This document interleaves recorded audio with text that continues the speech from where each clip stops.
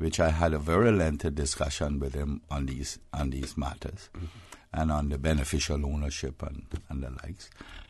And then I went to England in November and was supposed to see him, but he was in Greece and the other guys were somewhere traveling around the world, so I didn't get to see them.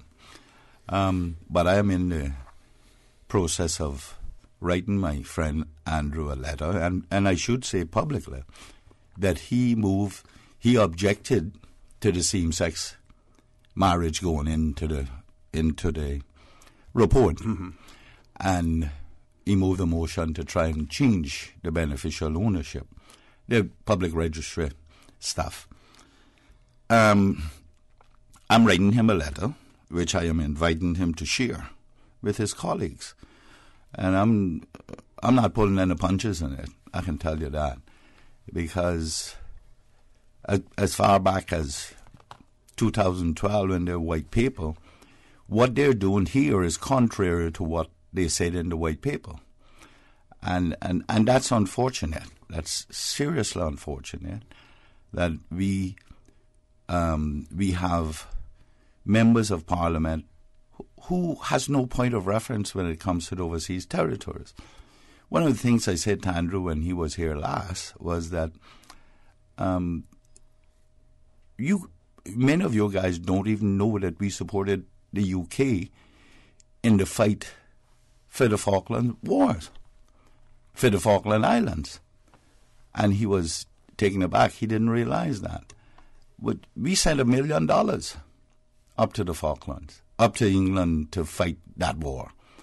And that was from ordinary people in the street.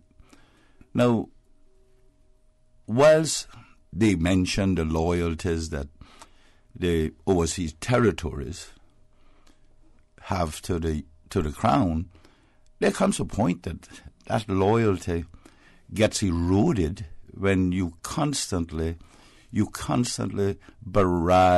have a barrage of initiatives that you want to put in place that people know and people can see that will destroy the future of their country. And someone must consider that. Obviously they weren't listening to Andrew, but sorry. Then we look subsequently at what has happened with the Crown territories.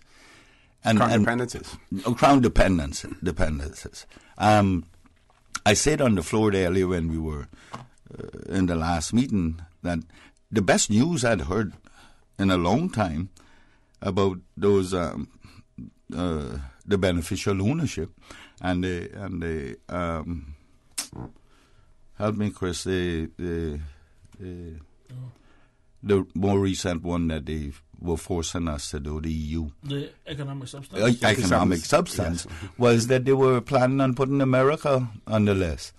And so said, so done. They put their territories on the blacklist. And you see what has happened.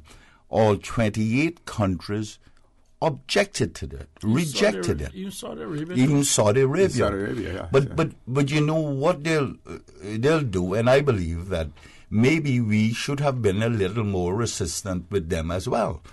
But because the Gurns and the likes, they're using the same language we use on them lobbying to reject that motion. When was it, on the 3rd or the 4th? Something like that. Well, yeah, recently the British government at the 11th hour withdrew vital financial services bill from debate in the House of Commons on Monday afternoon because it expected defeat on key areas of beneficial ownership in relation to the Crown dependencies and the overseas territories. MPs across the House already fed up with many changes to the parliamentary program now feel a significant part of the blame for this lays firmly in the door of the Crown dependencies. They are particularly irritated by the delay in debating this bill, which is one that has been passed before Britain leaves the European Union, and time is now incredibly short. The bill is one of a number of key pieces of legislation needed to prepare Britain for the possibility of a no-deal Brexit. There was clearly going to be a majority of MPs voting for the cross-party amendment on beneficial ownership, and this action by the Crown Dependencies is going to do nothing except put these MPs backs up. This is an opinion written by Anthony Weber, a former member of the Guernsey, I think it is, House of Assembly, and he's now a political pundit. But what you're talking about is the whole situation with Andrew Mitchell and Margaret Hodge in relation Well, I was going to that. And that different subjects we now see when they have included the Crown dependencies in it, because remember, the original finance bill and the dateline that was set for 2020 did not include the Crown dependencies. No, so this they were bill trying was to now, bring them in now. At it. We have to take a commercial break, folks. Please stay tuned for the record. We'll be back shortly. The Cayman Islands boasts of a long, colorful, and rich history. In tribute to our roots, Radio Cayman, the voice of the Cayman Islands, is pleased to bring you the historical vignette series, sponsored by Cayman National Bank.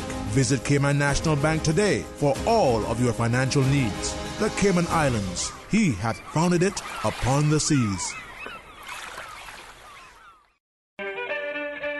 A true pioneer, Mary Evelyn Wood dedicated her life to bringing change to these islands for the benefit of the Caymanian people.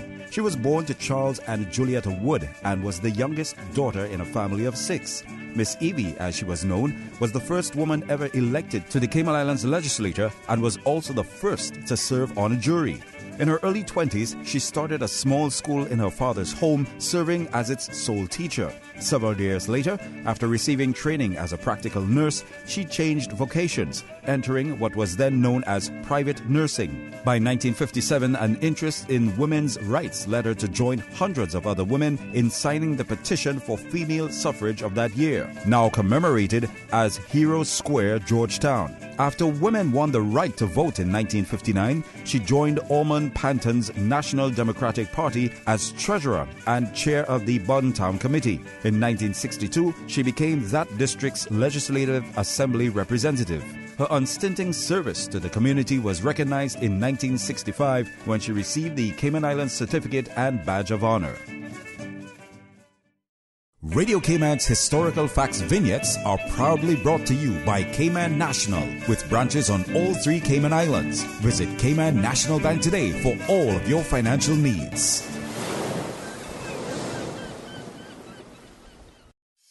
540 months. 16,425 days. 394,200 hours. 45 years. That's how long we've been committed to serving you, and we won't stop there. Over the years, we have proudly grown with Cayman, making a difference in the community. That's why we're here, to stand by you. We are Cayman National. And we thank you for standing by us for 45 years and counting.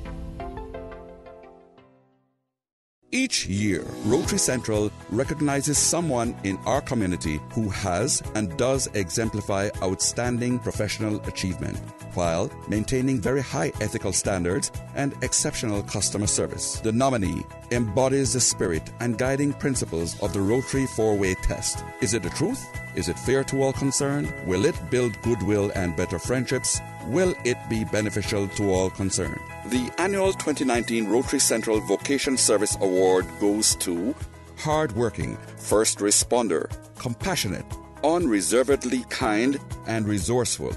Officer of the Royal Cayman Islands Police Service, Auxiliary Constable Fabian O'Connor, the dancing policeman. Congratulations, AC Fabian O'Connor. You are now part of a select illustrious group of Rotary Central awardees. Continue your service to our community. Rotary Central Cayman, saluting those who be the inspiration. I remember playing at 7 Mile Beach as a boy, eating mango by the sea, learning how to snorkel. My mother, she worked so hard to provide for our family so that we could have those moments. Seeing her age has been tough. That strong, capable woman, now in need of daily support, it's my time to be strong for her. CTMH Doctors Hospital Pharmacy understands the importance of the careful decisions you make every day for your family. Our staff work towards healthcare excellence and providing the most current and up-to-date training with pharmaceutical care, so you can feel confident in knowing that your family is safe with the right medication. At CTMH Doctors Hospital Pharmacy, we take care of your health. It's March Madness on all SUVs at BAM Motors, with SUVs starting as low as $20,500 and savings up to $6,000. Find the SUV that fits your budget and island living style. Choose between the roomy 4Runner, the bold Fortuner, the 7-seater Rush, or BAM Motors' #1 selling SUV, the RAV4, all from Toyota. Or choose the compact EcoSport from Ford. Save now on the best SUV deal ever from BAM Motors, with savings up to $6,000 and SUVs starting at $20,500. Drive home the deal of the year during BAM Motors March SUV sale. BAM Motors, Walkers Road. The Department of Environmental Health is committed to picking up your garbage. To avoid delays, please place all of your household garbage in large bags. Do not overfill garbage bags or place loose trash in containers. These risk lengthy stops, which in turn lead to greater delays. Inform your neighbors too. Their poorly packed garbage will delay your pickup as well. Bag it and bin it. We will collect it. Do your part. We will do ours. Brought to you by the Department of Environmental Health. CUC advises customers in the Randike Gardens area off the Limford-Pearson Highway in Georgetown that they will experience interruptions to their electrical service on Friday, March 8th between 9 a.m. and 12 noon. Areas affected include Rankin Drive, Dykewood Drive, Candlenut Close, Randike Way, and Concord Avenue. Motorists are asked to drive with caution when utilizing the Limford-Pearson Highway in front of Randike Gardens, as CUC will have a number of trucks and personnel in the area. CUC apologizes for this short interruption, which is necessary to facilitate required overhead infrastructure upgrades to provide our customers with safe, reliable, and efficient power. For more information on the outage and streets affected, please contact CUC's customer service team at 949-5200 or email service@cuc.ky. System 1 loaded. 1-800-534-8255. What is on your mind when it comes to the government, independence, and the opposition? Issues that matter to you. 1-800-534-8255. Waiting to hear from you. For the Record. This is For the Record with Orrett Connor. Good morning and welcome back to For the Record. We have one caller on hold, so we're going straight to the phone lines. Caller, good morning. Welcome to For the Record. Hey, good morning, OC. Good morning to your panel. Good morning. Good morning. Yeah, just want to wish my grandmother, who was 100 yesterday. Whoa. Oh, wow. Yes, so we have another centenarian. Yes. Her name is Coriel Alverdine Powery. Coriel Alverdine Powery. Yeah, from West Bay. From West Bay. Yes. So, I mean, I don't know if any of the rest of the politicians may know that. No, I didn't know that. And on the voters list. And like she never voted in her life. Praise the Lord for that too. like I said at Miss Ina's 100th birthday party a few weeks ago, Miss Ina Connor in East End. I often say that you see our glory, you don't know our story. Your grandmother is our story. Mm-hmm. That's where the stories come from. She was 100 yesterday. Congratulations. Congratulations to her. Congratulations. Thank you. Thank you very much, caller, for that. Gentlemen, let's go back to the whole issue of this finance bill. And I think what we're trying to get across to our listening and viewing audience was the fact that when the bill was first passed, and that was, I believe it was April, around about April, somewhere around there of 2018. May or June. Yeah. Well, anyway, and this was mid-month. when it was hijacked by Margaret Hodge and Andrew Mitchell, and at the end of the day, the government, conservative government, basically relented and gave way to them because they didn't really want an uproar within the party. And as a result of that, this legislation was put in place about the whole issue of beneficial ownership to come into effect in 2020. At that time, the Crown dependencies were not included in it, right? And we argued strongly that they should be included. Right. Now, this new bill, that one included the tax, the Crown dependencies. So we see when it hits closer to home, right?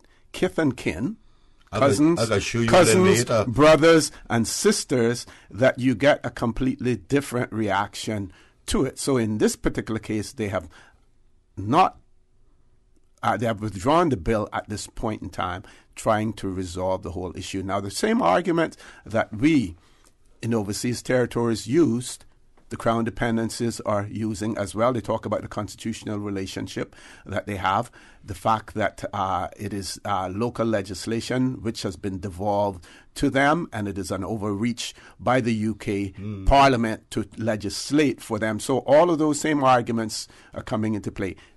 The final outcome, it will be interesting to see what that outcome will be. And I'm going to show you how, they said the sun never sat on the British Empire. British Empire. Yeah.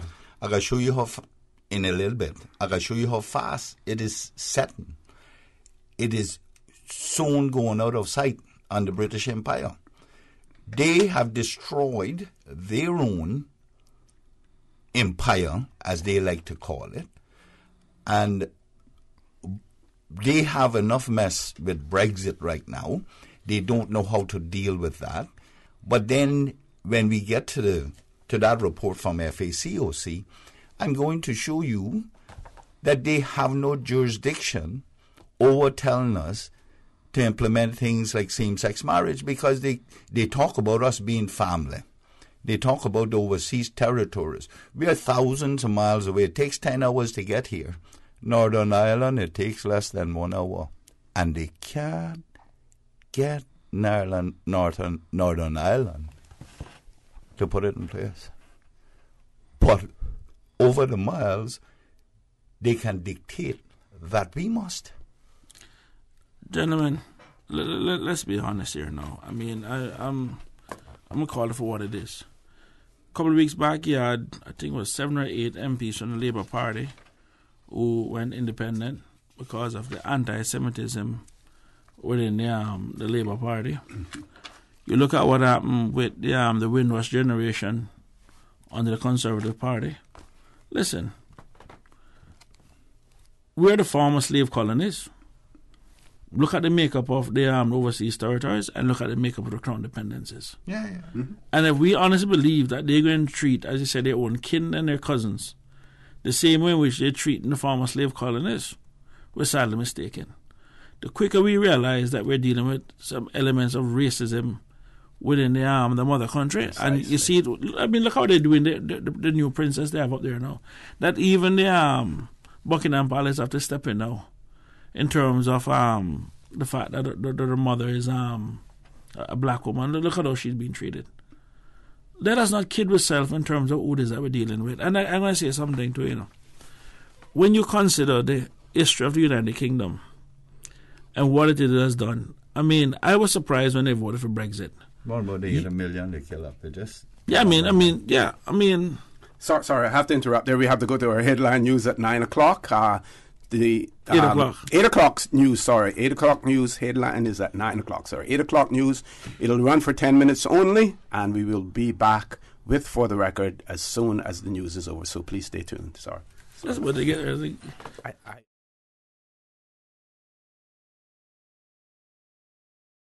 Price Right is Grand Cayman's warehouse shopping superstore, making your dollar go further with huge savings and no membership fees. Get more of the things you use every day at the right price. But it's not just grocery and health and beauty. Price Right has a full range of products from office to automotive, patio furnishings to kitchen appliances, and even electronics. And since warehouse prices mean savings for you, everything is priced right at Price Right, Grand Cayman's warehouse shopping superstore. Studio time by Price Right is 8 o'clock.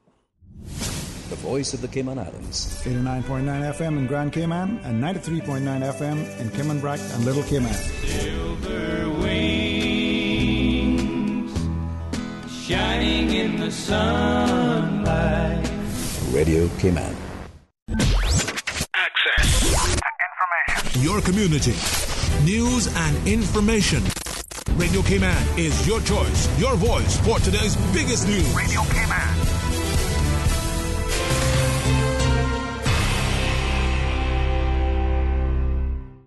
With your latest news, I'm Karsley Fuller. Cayman Turtle Conservation and Education Center Island Wildlife Encounter is now free of all its long-term debt, having now fully paid down the final balance of what was originally the equivalent of just over 50 million CI dollars borrowed between 2004 and 2009. In 2001, after Hurricane Michelle destroyed most of the facilities of the seaside location, it was decided that the turtle farm should be extensively rebuilt across Northwest Point Road on the far less vulnerable land side. The loan financed the creation of the new facility to turn the operation into a state-of-the-art, world-class tourist attraction and an enhanced scientific and conservation organization.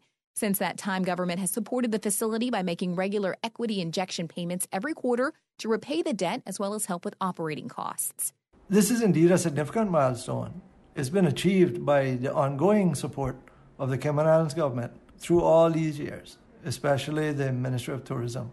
Chief Executive Officer Tim Adams says the new debt-free status of the center means that in the future, the government's financial injections will not only be significantly reduced, but will also be used solely for making day-to-day running of the facility more competitive.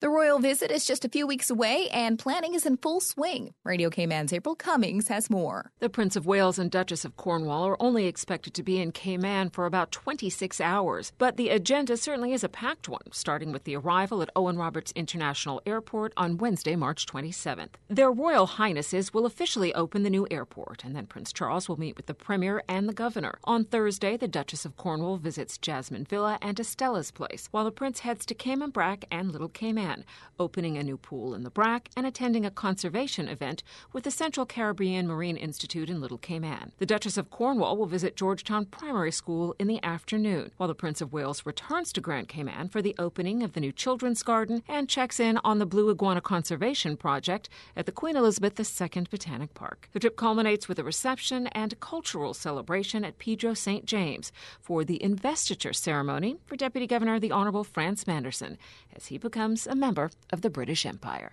April Cummings, Radio Cayman News. University of Liverpool alumna and U.S. District Judge Wendy Beadlestone traveled to Cayman recently to deliver a lecture to students and staff at the Truman-Bodden Law School. CIGTV's Donna Bush has more. Judge Beadlestone graduated from the University of Liverpool with a degree in philosophy back in 1984 and went on to forge a successful career as a television journalist before entering the legal world a decade later. She was nominated to the role of District Court Judge for the Eastern District of Pennsylvania by former President Barack Obama back in 2014. Mitchell Davies, director of the Truman-Bodden Law School, which is affiliated with the University of Liverpool, said Judge Beadlestone's lecture opened by providing her audience with a brief overview of the history of the American political and legal systems, moving on to address the historical shifts in the balance of power between the various branches of government and the rise in power of the judiciary. Attendees were also able to ask questions of the judge after she lectured.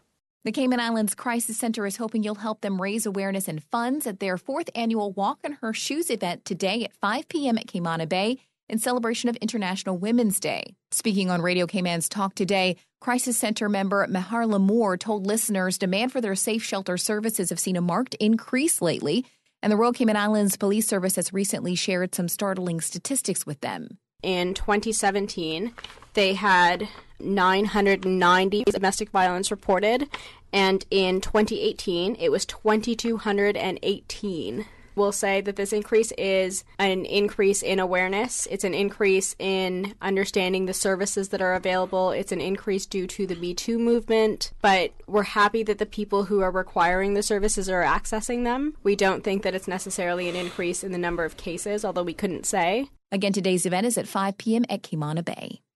And in international news, U.S. President Donald Trump's ex-campaign manager Paul Manafort has been given a 47-month jail sentence for fraud. He was convicted last year of hiding millions of dollars of income earned by his political consulting in Ukraine. That's your latest news. I'm Kersley Fuller. Access. Information. What's happening in your community? News and information, music and more. You can find us. www.radiocayman.gov.ky.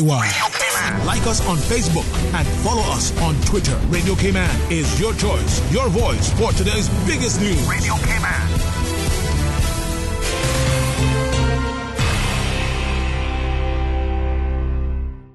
Brother, sister, mother, father, aunt, uncle, nephew, niece, friend, colleague, husband. You and everyone you love can join the fight against diabetes. March 16th at 6 a.m. Join the management and staff of Soul Cayman and Esso service stations on a 5K walk or run to benefit the Cayman Islands Diabetes Association. Registration forms available at any Esso station. T-shirt collection from Barkham service station only. Early bird $10. General registration is $15. Follow Soul Cayman on Facebook for more details. The Esso brand is a trademark of ExxonMobil Corporation and is used under license.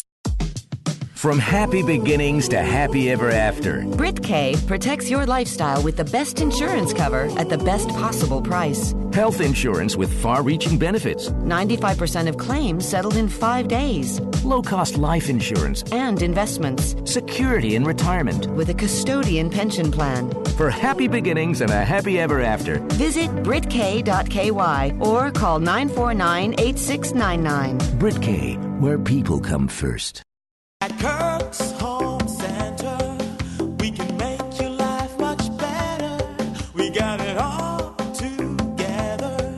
We got a great deal in store for you. This week at Kirk Home Center, enjoy savings for your workshop with an 18-volt cordless angle grinder for $157.49 and a FlexiClick 12-volt cordless drill for $265.99, both from Bosch. Grab a 142-piece mechanics tool set for $88.99 and a 44-gallon trash can for $66.99. Kirk's Home Center, we got a great deal in store for you. Hello, I am Noel March, a small business owner in Georgetown for over 20 years. Small businesses depend on government to develop a quality infrastructure and environment that encourages entrepreneurs to create and grow local businesses, resulting in the creation of jobs and prosperity for Caymanians. Small businesses help drive our economy. Just as we have supported building the new airport, we must support the building of the new cargo and cruise port. It will give our tourism industry the opportunity to grow and Caymanian entrepreneurs the chance to shine. Support the port. Support our tourism.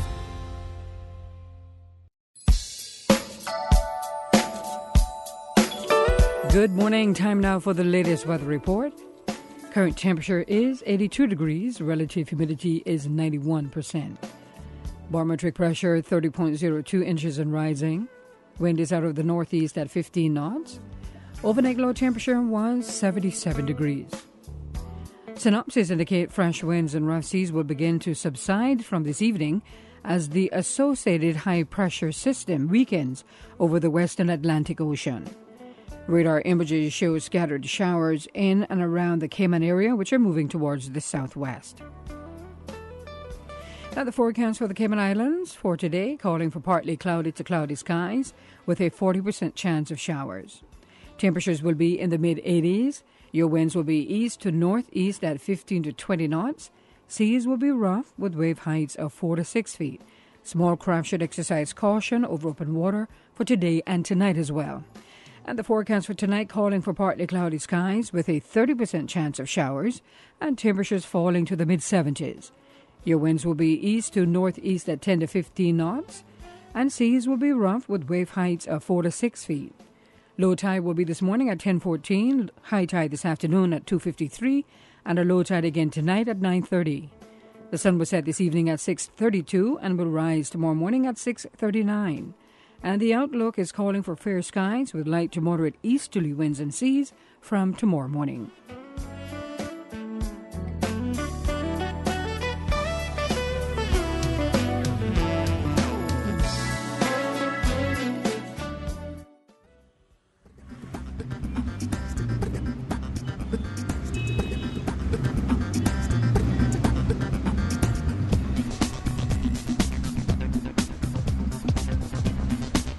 Let's take a look at what's happening on our roads. Busy traffic on North Sound Road, coming from the Butterfield Roundabout. And traffic is steady but flowing on the Westway Road in front of the Ritz. Godfrey Nixon Way, traffic flowing pretty good. Steady traffic further up on Crew Road. And busy traffic on Crew Road closer to town. On Shamrock Road, traffic is steady but flowing. No issues on Edward Street as traffic is flowing pretty good. Coming off of Bobby Thompson Way, steady traffic. And coming from the Westway 4-way stop, light to moderate traffic flow. Huldah Avenue, steady traffic. Thomas Russell Way, traffic flowing moderately. And that's the very latest on your traffic. Join us again. At about 10 minutes after 12, we'll update you traffic-wise.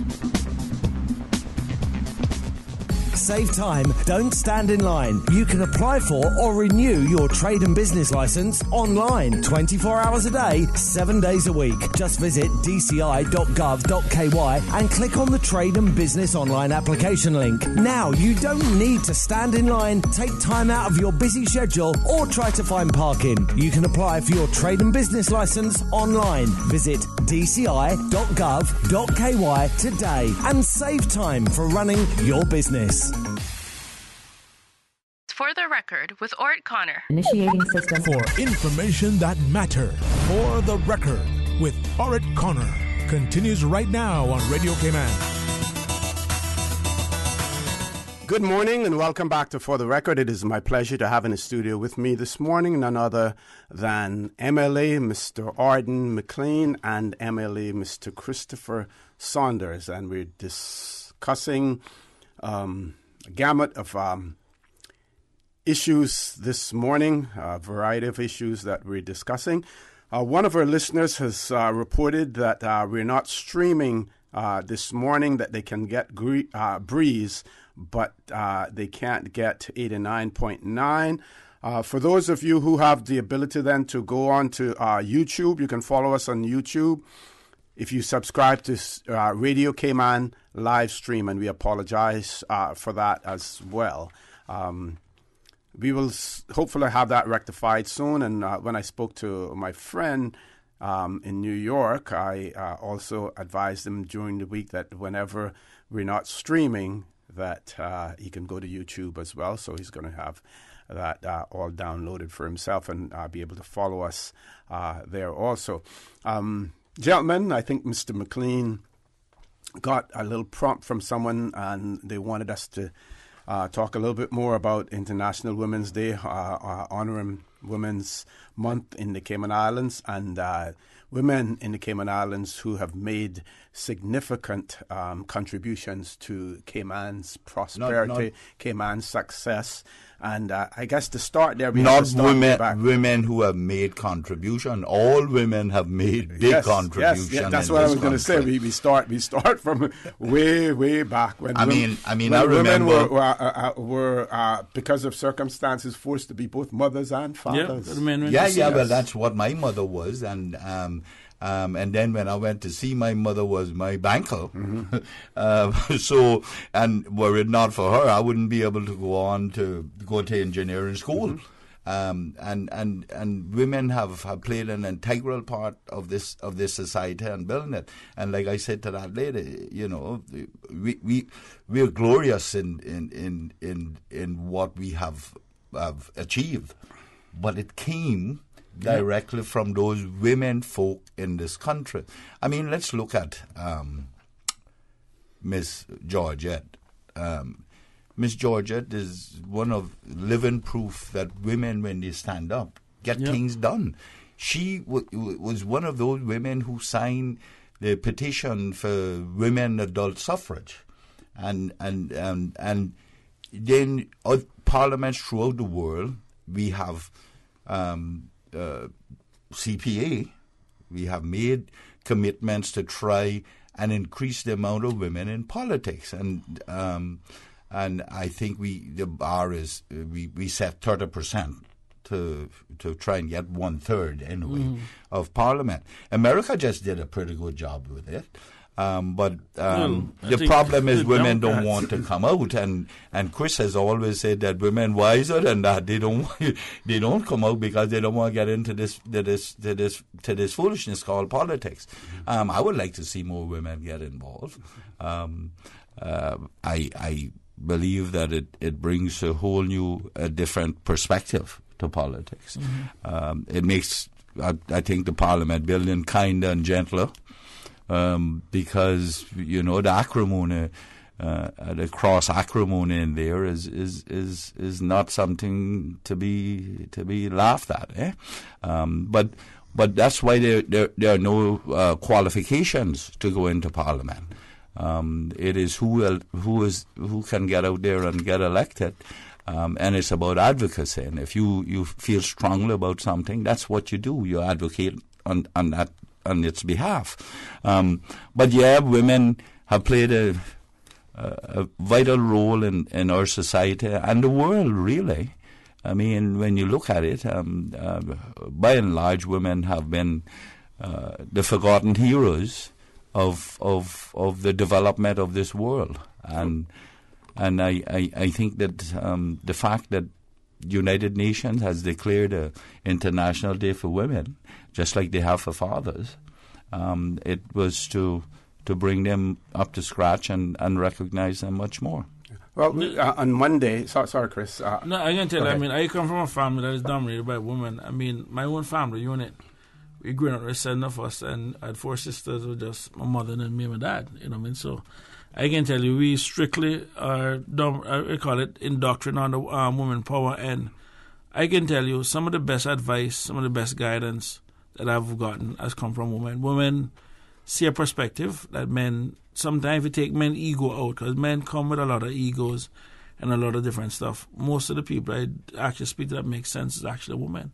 And some of them does not surprise, but I mean, it is what it is. And I wish, as I said, a lot more of them would get involved, but like you said, they have more sense than to get involved in this business. I think we can look at it from another angle also. On Monday, we had a Deputy Chief Officer, Andre Ebanks, in here along with Charmaine Miller, talking about, honoring women in the Cayman Islands and the month's activities and everything. And he was saying that he one of his female friends he was talking to, and she lamented to him the fact that, yes, she would have an interest in politics, but the question is, and I'm paraphrasing this and I hope I get it right, would she get the same support from her husband in terms of the support that is needed, with a family and everything else, that similar to the support that most wives give to their husbands who are politicians? Are men prepared to take on that role that women now assume for their husbands who are politicians? Are men prepared to take on that role?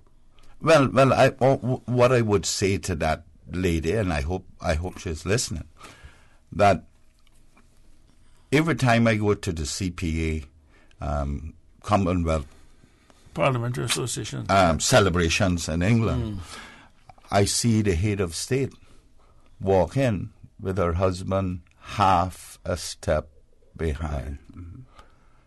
But that doesn't say he's of any less than she is. It's just that she is the figurehead. She is the person who is the queen. And if he was king, she would be there supporting him. And I think it's unfortunate that some men don't recognize that. Just yesterday, a good friend of mine, I work at CUC with and guided her there, and she says she wants to have coffee. And I said, well, you better be paying. That's how this works. There's equality here. And, of course, we had a big laugh off that. But I can say that was Pearline, oh, my God, that's my good friend. And she's paying for coffee. That's fine. What's wrong with... let's be fair, and let me relate a little story here. When I, my wife is Jamaican, and when she applied for her RERC. They wrote me a letter asking me, the immigration, to prove that I could support my wife. So I called them and I asked them to pull up both letters. She's a lawyer. I'm not. The job letters, and it showed that she was making more money than me. And I said, really? I must support my wife when she make more money than me? My job is to support my family. I'll put a roof over their heads and stuff like that. What you want me to prove that I can support her when she can support me? You know, we have to be open with this thing. We have to be straight up with it. What's wrong with women making more money? We always talk about 2 paychecks better than one. So what's wrong with hers being higher than mine? Mm-hmm. 2 callers. Let's go to the phone lines. First caller, good morning. Welcome to For the Record. Hello? Good morning. Welcome to For the Record. Good morning, Mr. O.C. and V.Arden company. Company, that's Mr.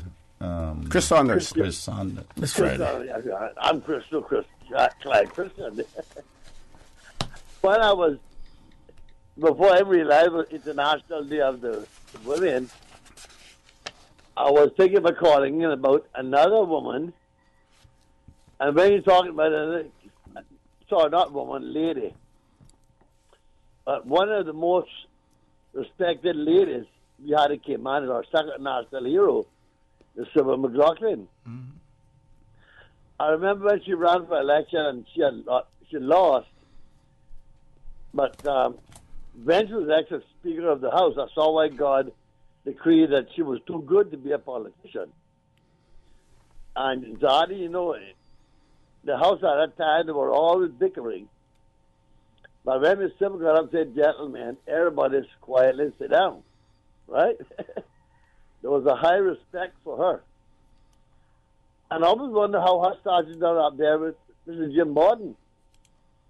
Because to me, that would be a good advertisement for Cayman Islands with all these tourists walking by right there to see that one of our national heroes was not only a lady, but a lady of color that was so respected in this island while they're still fighting with these same 2 issues. But the reason I really called in was about Her Majesty the Queen. Hello? Yeah, we're listening. We're letting you talk. Try to make it as quick as possible for us, please. Sometimes, for years, I've heard police all are doing things in the name of the Queen. Now, I am quite sure that Her Majesty does not know about a lot of corruption and things they're doing in her name. And even if she did, I'm not sure that there's much that she can do about it, because she has handed all of those powers over. And whether or not they were handed over freely, but there's the UK Parliament now. Even though she has to consent to legislation, but all of that now is with the UK Parliament. Precisely. So not much that she can do. Well, you used to say in the name of the king. Mm-hmm. Go ahead, caller. I know that, but I want to say that they keep using her name for these corrupt practices. Now, one of the most historic, happiest moments of my life was when the Queen, Her Majesty, actually passed in her car within 20 feet of me. Because Caymanians probably love and respect Her Majesty more than any other member of the British Empire. Right? But now these same politicians, that most of us do not even know where they're the House of Lords, the House of Commons, have no idea what their names are even, are trying to put through legislation that is helping to break up the British Commonwealth, and doing this in the name of the Queen. Right? But I'm sure Her Majesty would not agree with a lot of these things that these politicians begin, because some of these are striking at the very heart of Cayman's Christian heritage and our way of life. And as I say, if you can't beat them, join them and beat them.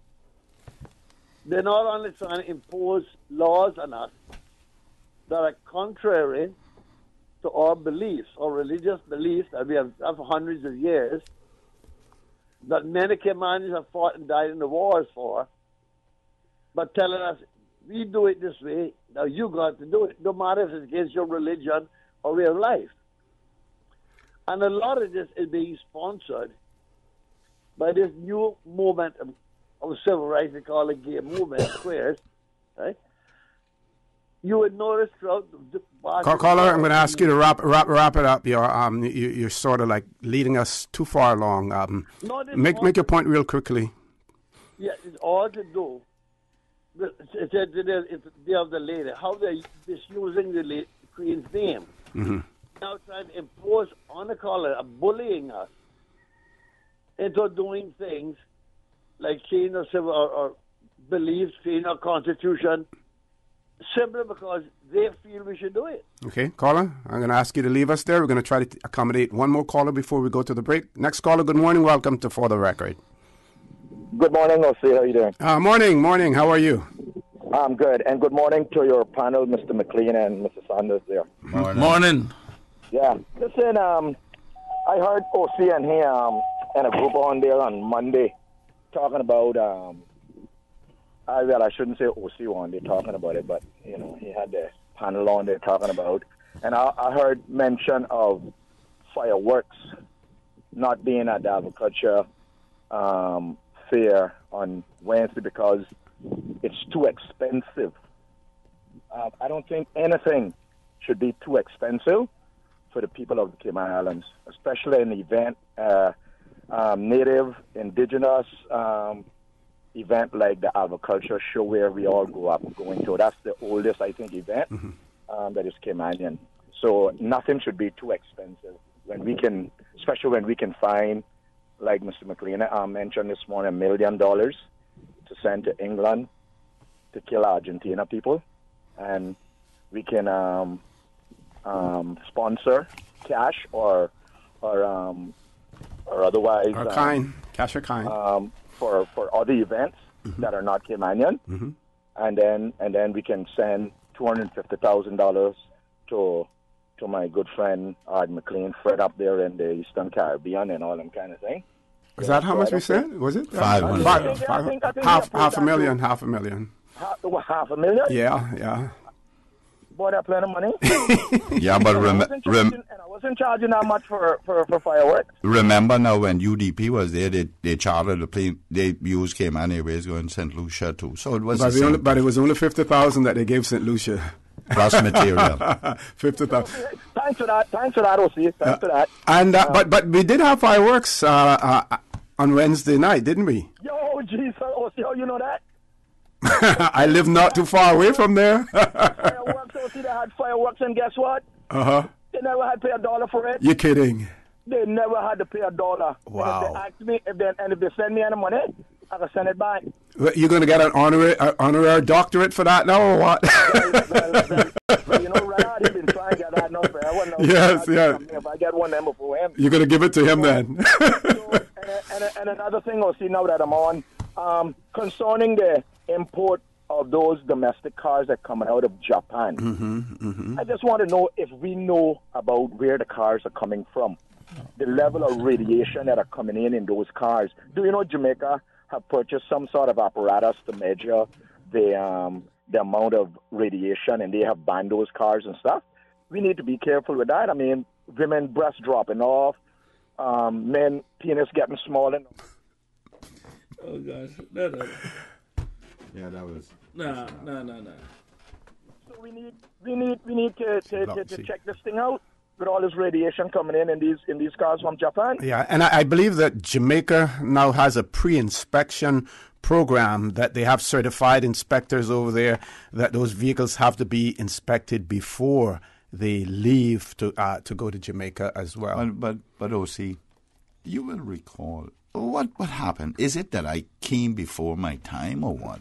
In government, I was the first person to ever bring that up. I met with all of the importers in this country to stop it and to bring it have it within 5 years. The car must be no older than 5 years. Mm-hmm. Caller still there? And I was... Yeah, I'm still here. I was taken out with that. The press did me all manner of evil. All of a sudden now it's coming back to haunt us. Mm-hmm. Oh, see, places even like Honduras, don't allow those cars to enter their country. Absolutely. Mm-hmm. You cannot.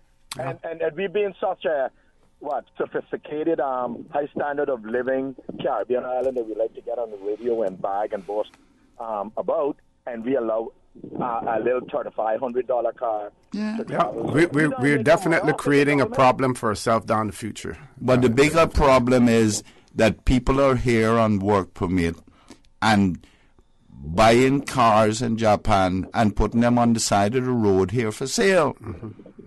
Not only that, as soon as they break down, they leave them on the side and they pick up the pieces, and then we're stuck with the shell. Exactly.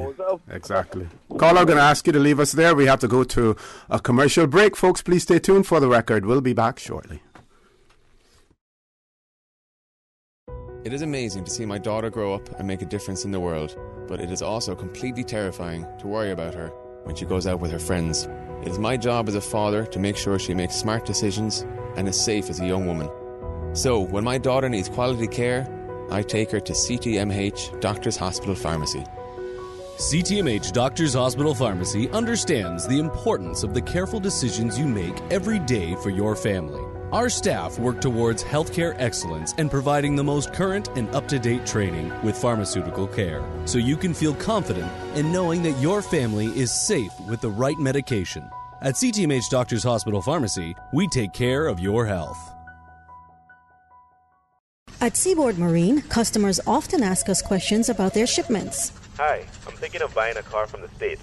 Which port do you ship out of? Hi, we ship out of Miami, Houston, and Brooklyn. Just let us know your port of choice and we can provide you with a quotation and answer any questions you may have on insuring and protecting your vehicle during its journey. Shipping shore to shore, Seaboard. It's March Madness on all SUVs at BAM Motor, with SUVs starting as low as $20,500 and savings up to $6,000. Find the SUV that fits your budget and island living style. Choose between the roomy 4Runner, the bold Fortuner, the 7-seater Rush, or that motor's #1 selling SUV, the RAV4, all from Toyota. Or choose the compact EcoSport from Ford. Save now on the best SUV deal ever from Vamp Motors, with savings up to $6,000 and SUVs starting at $20,500. Drive home the deal of the year during Vamp Motors March SUV sale. Vamp Motors, Walkers Road.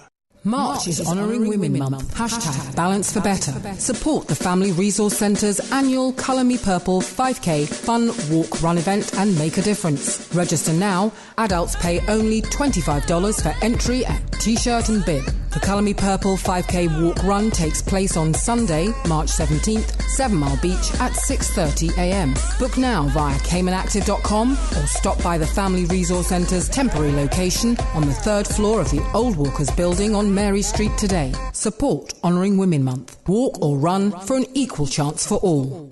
System 1 loaded. 1-800-534-8255. What is on your mind when it comes to the government, independence, and the opposition? Issues that matter to you. 1-800-534-8255. Waiting to hear from you. For the Record. This is For the Record with Orrett Connor.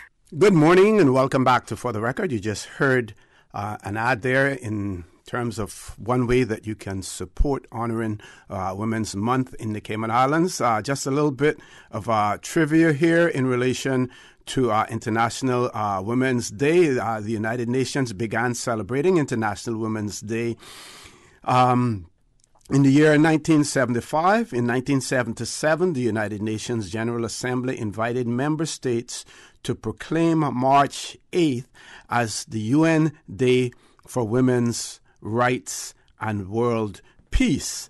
To add to that, in 1909, the first National Women's Day was observed in the United States on the 28th of February, and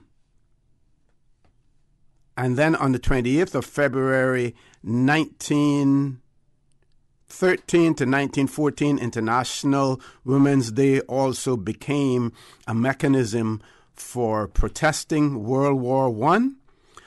As part of the peace movement, Russian women observed their first International Women's Day on the last Sunday in February. So in Russia, it is observed on the last Sunday in February as well. So a little bit of a tidbit there for you. Gentlemen, I'd like to switch gears for a minute and let's...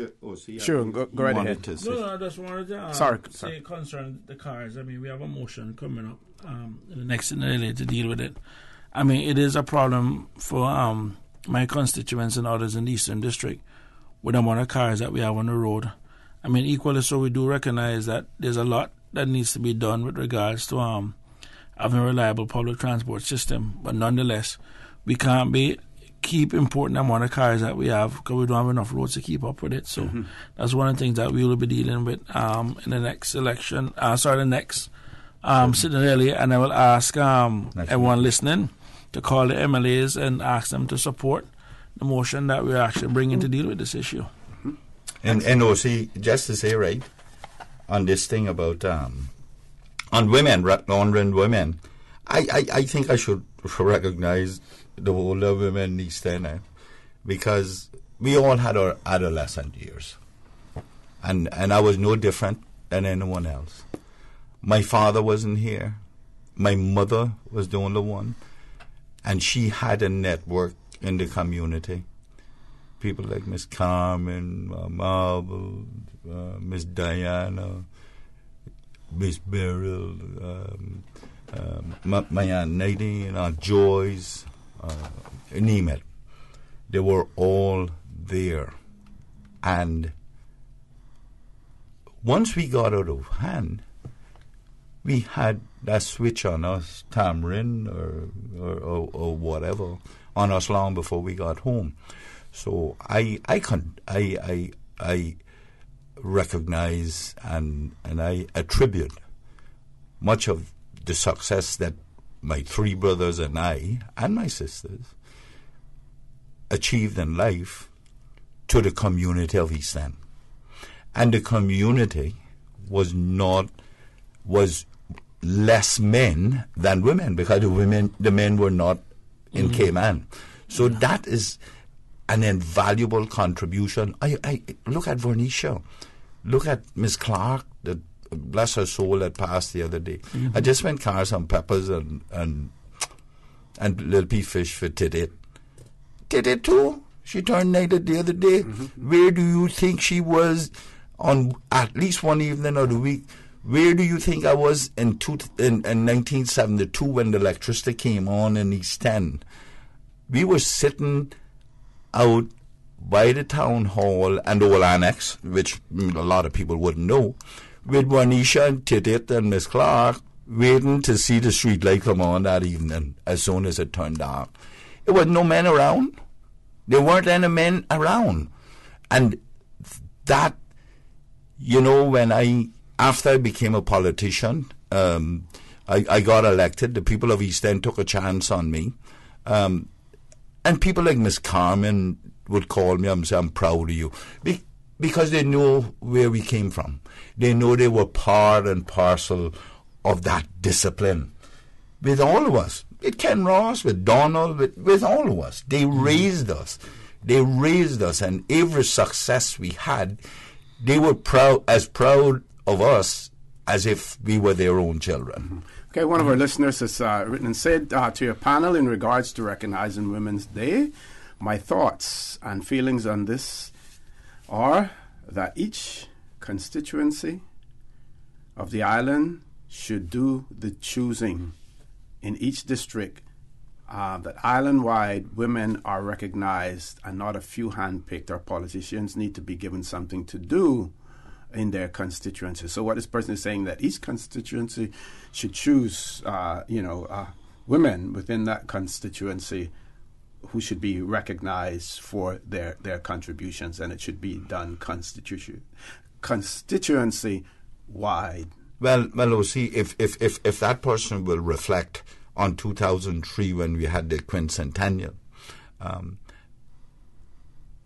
part of that was done then by district. And remember, if they're listening, I hope they are. What this person is saying is that they would say 2003, fine. That's way back. No. We did what I was going on to say. We did a monument with their names in every district, individually and separately from what we had in Georgetown. Precisely, And we started it there.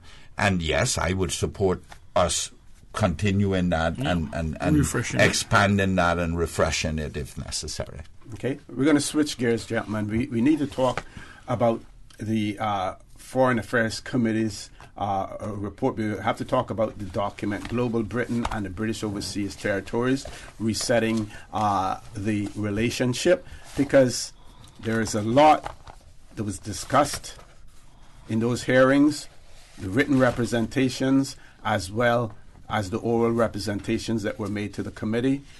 We know, and we spoke earlier, about the influence that the Foreign Affairs Committee can have. We saw what happened in 2007 in Turks and Caicos. So we should not in any way diminish what this report says, what the conclusions that they have come to, and the recommendations that they have made, right?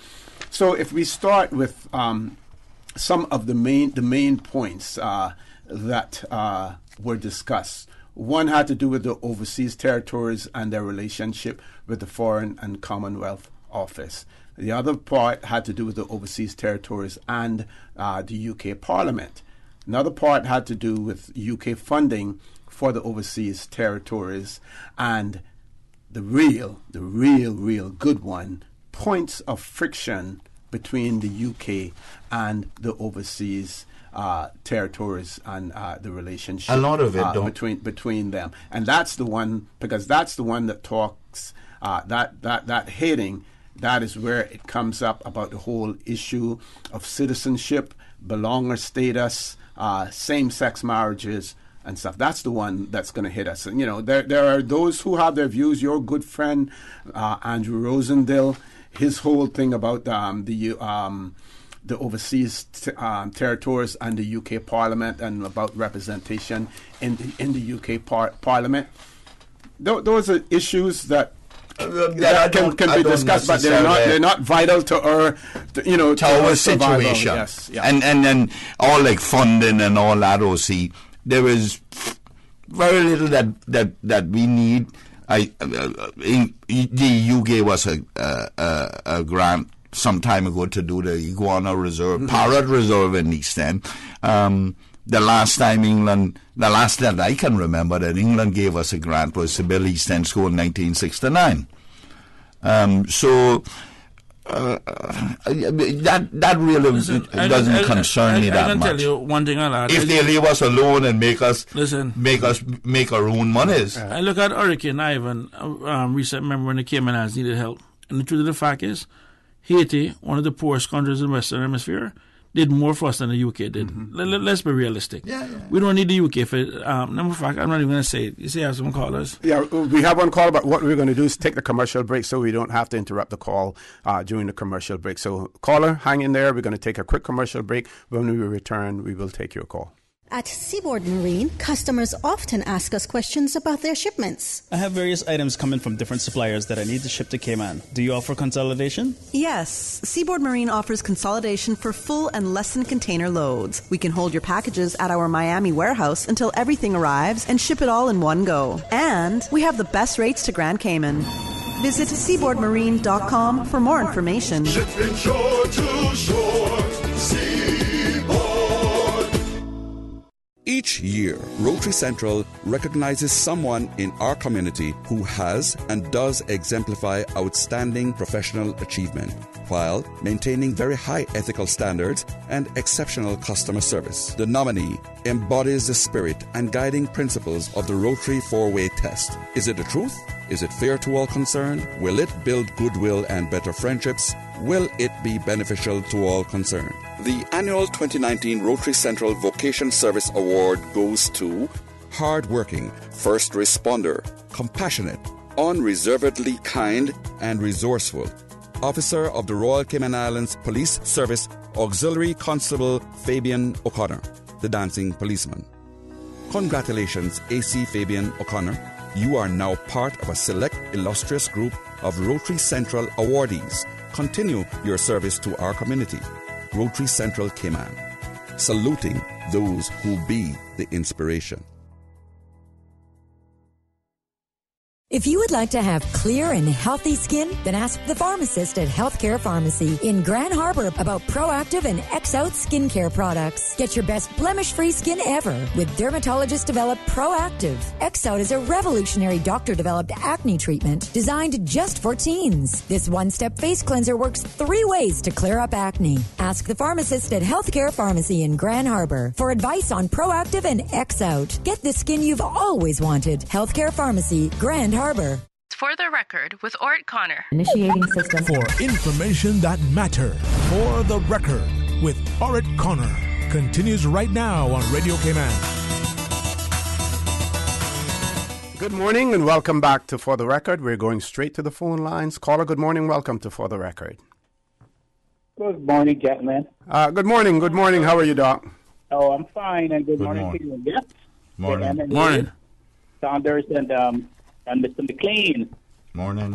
I have a few comments.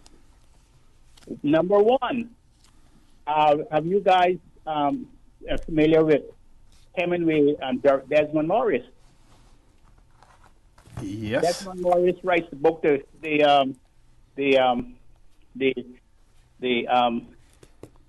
social aid. Hemingway writes books like Farewell to Arms. And you said, Mr. McLean, that there's no qualifications to be a politician. Well, perhaps that is some of the problems that we have today, because Hemingway sums that up really well in his book called A Farewell to Arms.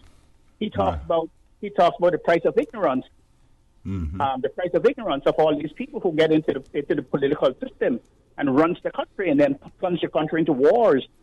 And so forth, and cause misery all over the world. And he was talking about the Austrian-Italian War that he was in the 1920s and 30s. And Desmond Morris talks about the naked ape, and he talks about the women. The women are more compromising than men, and that they are more community-minded. Yeah, Morris was a zoologist. Yes, right, and they do not have the penis inway that men have. Men, he has what he called the penis inway, where they hate each other, and they always have to be at war with each other, and they will not compromise on the most simple thing, just to keep their penis ego going. That's number one. You talk about the family, the women who were important in your life. Well, similar to me, I never have had many men important in my life. It was women. Well, I can only speak of mine, Steve. Yeah, well, I'm saying similar to me. I never had many men who told me that I was bright and that I had a future. It was women who detected that in me and encouraged me to go on. Not men. Men were always putting you down and laughing at you because you're not efficient in one way or the other, and we of all people should have our women up in a pedestal, because as you rightly said, your mother was your banker, so was mine, and so were many women in this country. They built the country, and they were not only that they built the country physically, but they built the country mentally and psychologically, because they taught the children. They were the ones who had the burden to be men in the society in all those formative years, especially during the Southwell years. And Steve, the only time my mother took anything out of my account, and she was very apologetic by the time I reached the next port, was to send money to England for the Falkland Wars. Yeah, but she knew that was a necessity, and she took money out of my account to do that. Yes, Well, and the other thing, I don't know why you guys are not taking this committee report, this parliamentary committee report, seriously. Who really? You guys tried to find. Yeah, we just said that we have to take it seriously. Yeah. You tried to find who is not. Mm-hmm. And Orrett is saying about some guy in Parliament is your friend. His constituents in England where he doesn't get elected. Right off of they're your friends. They're not your friends in Cayman. You know what's it? The gentleman you well, you can Andrew Rosendale. You can define friendship any way you wish. I define mine in this case from a political perspective, and I have found him to be a reasonable person. Likewise, in these recommendations, he was the one who voted against the only person who voted against the same-sex marriage being put in the Section 13. 13, I think it is, and he was the. And he moved the motion to change the part on belongers as well. So I am writing him a letter in my personal capacity as a person that I'm acquainted with, if you would like that word, and I have known since 2001 when he got elected. And I am inviting him to share it with his colleagues. But I am not pulling any punches. You still there, caller? Yeah. Another thing is that this is a parliamentary committee. This is a party that it has nothing to do with the government. This is the whole parliament. This is a parliament. Those committees have made a recommendation. It's parliament acting it, and it's not the main government. It's the parliamentary commission. And another thing. So our government here run around, so it's just a committee thing. They could vote on that today or tomorrow. And the orders and councils can start flying. And we sit down here as if we are holier than thou and do not want to do anything about it until when it's too late. I really think that we should be sending a message to, even if we can't do anything about it, because it's like somebody said the other day. I think it was the Bermudans the other day, or the Turks Islanders or Virgin Islands said the other day. Overseas territories are only a euphemism for colonies, and that's what we are. Well, I view this, Steve, as the recolonization of the Caribbean. Overseas territories, whatever you want to call them, and you say that you mentioned that about this is only a committee. Well, let me tell you, in 2007, I don't. It was your premier who said that. Well, and it didn't have any work. I am saying it's a committee of the parliament of the whole house. Well, who? And I don't know if you will listen to me at the beginning of this show. But I related a story where when I was in cabinet, the FAC sent a fact-finding group here, cross-party group, and another friend of mine who was on it, if I can call him a friend, called me 3 weeks after they left and said they were recommending to shut down Turks and Caicos Islands to take it over. That's how serious this thing is. Mm-hmm. And they have the idea. And not the idea, but the recommendation to their parliament that British overseas territory citizens and British citizens have the right to vote and to run in an election here. It's like gentlemen, where are you? What are you doing? You're driving on these roads that you can't get to the next destination. That's what it seems to me. And I am worried about that. I am worried for my children and grandchildren that they will have no say, and that we'll be back to another period of slavery. Caller, if I can interrupt you for a second, I do believe that the leader of the opposition, Honourable Diaz-Ed Miller, has made a recommendation that this whole these recommendations that are being made and this whole report should be debated in our legislative assembly, hasn't he? No, he hasn't. He said that we should get together and respond to it. That's what he said. It is me who was saying that it should be debated in the Legislative Assembly. Okay. We need to debate it on the floor, and the resolution must be to record or discuss an objection to this report that was issued by the Foreign and Commonwealth Office, because I have not I have not heard anyone that supports it.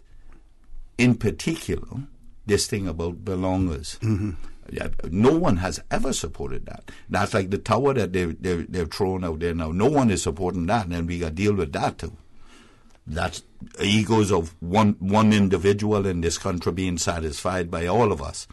But in this case of the Foreign Affairs Committee, we need, look at Chris Brandt and all those guys on there. Chris Brandt has no love for this country, you know. Bryant, whatever his name is, Chris Bryant. He has no love for this country. I am telling you that. And he would be the first one on there, because he's the one that the marriage thing. That got married in Parliament, you know. Yeah. Oh, Captain Underpants was his nickname. Caller, you still there? Yes. What I was saying, that all of you have, Mr. Saunders is my representative in my district, Gordon Town West, and you are the representative for East End. The time now is to show the outside that you have consolidation and solidarity in your country, is to call public meetings and to lay these things out to your people so that they understand, because they come to my office all the time asking me, Mr. Mackey, what do they mean? I try to explain to them on a one-to-one basis, but you need to do this. You need to get out on the hot. You need to explain this to the masses of the people. But Steve, one of the things that we have missed. We have about 2 minutes before we go. One of the things we have missed is the fact that this thing raised its ugly head in 2017, when I heard or see them with this thing about BVI that lady was recommending about the right to stand for election recently, the last couple of weeks. This thing started with us in 2017. And when I started talking about it, everybody dismissed me. I even brought it up in Parliament on a debate. Here's what they said. Recommendation 10. The legal rules determining who is entitled to be nominated as a candidate for election should be reviewed. The residency requirement appears to be excessively long, while there is inequity in the treatment of different people depending on the mode of their acquisition of citizenship. And understand what that meant. Caller, we're going to ask you to very quickly wrap up for us. We've got about a half minute left. Sorry about that. I want to wrap up for you people. I don't remember. I think OC would remember it. Mr. For the record would remember this. But this whole thing about marriage and so forth, single sex marriages have raised its head from the 2010 in that era. You remember, OC, when I went to the overseas country, and they had something called the joint position paper. Yes, that is, they said we had to abide by all European policies and objections, and we were going to be an outpost of Europe. Yep. And I refused to sign it. You remember that? Yes. Yeah. And so forth. So people listen to care, as long as they are making the big money and pocketing the big money. They don't really care about what's going on. And then when it hits them too late, it's because like what Hemingway said. It's the price that we pay for ignorance. Okay, caller. Thank you very much for that, folks. Please stay tuned. Headline news, top of the hour, 9 o'clock. Very brief Break, and for the record, we'll be back with MLA Mr. Arden McLean and MLA Mr. Chris Saunders. Satisfaction is guaranteed 24 hours a day, whether it's music or information. From Grand Cayman to Cayman Brac to Little Cayman, we've got you covered. You ever hear a thing like that? Radio Cayman in the Cayman Islands. Radio Cayman. From Radio Cayman's newsroom, these are the biggest stories right now. The Cayman Turtle Conservation and Education Center pays off its $50 million loan borrowed between 2004 and 2009, primarily to rebuild the facility following Hurricane Michelle. Since that time, government has supported the facility by making regular equity injection payments every quarter to repay the debt, as well as to help with operating costs. El Salvador's Supreme Court has freed 3 women jailed for 30 years after being accused of aborting their children. The women say they suffered miscarriages, but were convicted of aggravated homicide. Alba Rodriguez and Maria del Transito Oriana had been serving 9 years, while Cynthia Rodriguez had spent more than 11 years in prison. UK Prime Minister Theresa May will urge the EU to help get her Brexit deal through the Commons by agreeing to legally binding changes to the controversial backstop. Today, she will say the EU's actions will, quote, have a big impact on the outcome when MPs vote on it next week. But Labour's Sir Keir Starmer said it was now clear the PM will, quote, not be able to deliver the changes she promised to her failed Brexit deal. Those are your headlines. I'm Carsley Fuller. Radio Cayman, the voice of the Cayman Islands. What's happening in your community? News and information, music and more. You can find us. www.radiocayman.gov.ky. Like us on Facebook and follow us on Twitter. Radio Cayman is your choice, your voice for today's biggest news. Radio Cayman.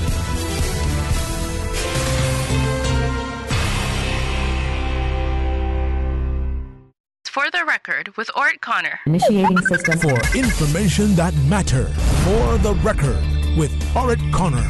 Continues right now on Radio Cayman. Good morning and welcome back to For the Record. Mr. McLean has stepped out of the studio for a second, but Mr. Saunders and I are here.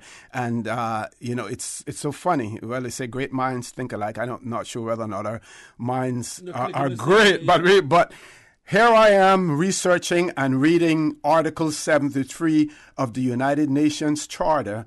And Mr. Chris Saunders, when I read that out to him, he was looking at the UN Decolonization Committee. I am going to read for the people of the Cayman Islands Article 73 of the United Nations Charter, because this is extremely important in our argument. And then I'm going to get Mr. Chris Saunders to talk a little bit about the UN Decolonization Committee, because we're taking this fight to the United Kingdom government.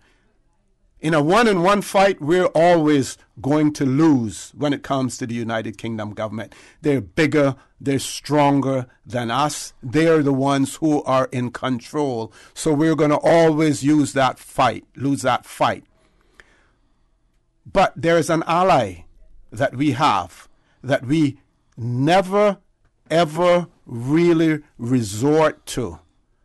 That's the UN Decolonization Committee. I think it is called Committee of 24, right? When at one point in time, in the 70s, I believe it was, a gentleman by the name of Vinibubu came here from the United Nations, and the politicians at that time, they demonized the gentleman, and at the end of the day, no one in the Cayman Islands wanted to hear what that gentleman had to say. Well, here is Article 73 of the United Nations Charter, and it reads, members of the United Nations which have or assume responsibilities for the administration of territories whose people have not yet attained a full measure of self-governance. And I'm going to come to that part about whose people have not yet attained a full measure of self-government, because that should read some of those whose people don't realize that they need to attain a full measure of self-government, because I would put the Cayman Islands in that category. We don't realize it. Many of us don't, right? So whose peoples have not yet attained a full measure of self-government, recognized the principle that the interests of the inhabitants of these territories are paramount, and accept as a sacred trust the obligation to promote to the utmost within the system of international peace and security established by the present charter the well-being of the inhabitants of these territories, and to this end ensure with due respect for the culture of the peoples concerned, their political, economic, social, and educational advancement, their just treatment, and their protection against abuses, to develop self-government, to take due account of the political aspirations of the peoples, and to assist them in the progressive development of their free political institutions according to the particular circumstances of each territory and its peoples and their varying stages of advancement, to further international peace and security, to promote constructive measures of development, to encourage research, and to cooperate with one another, and when and where appropriate with specialized international bodies with a view to the practical achievement of the social, economic, and scientific purposes set forth in this article, and to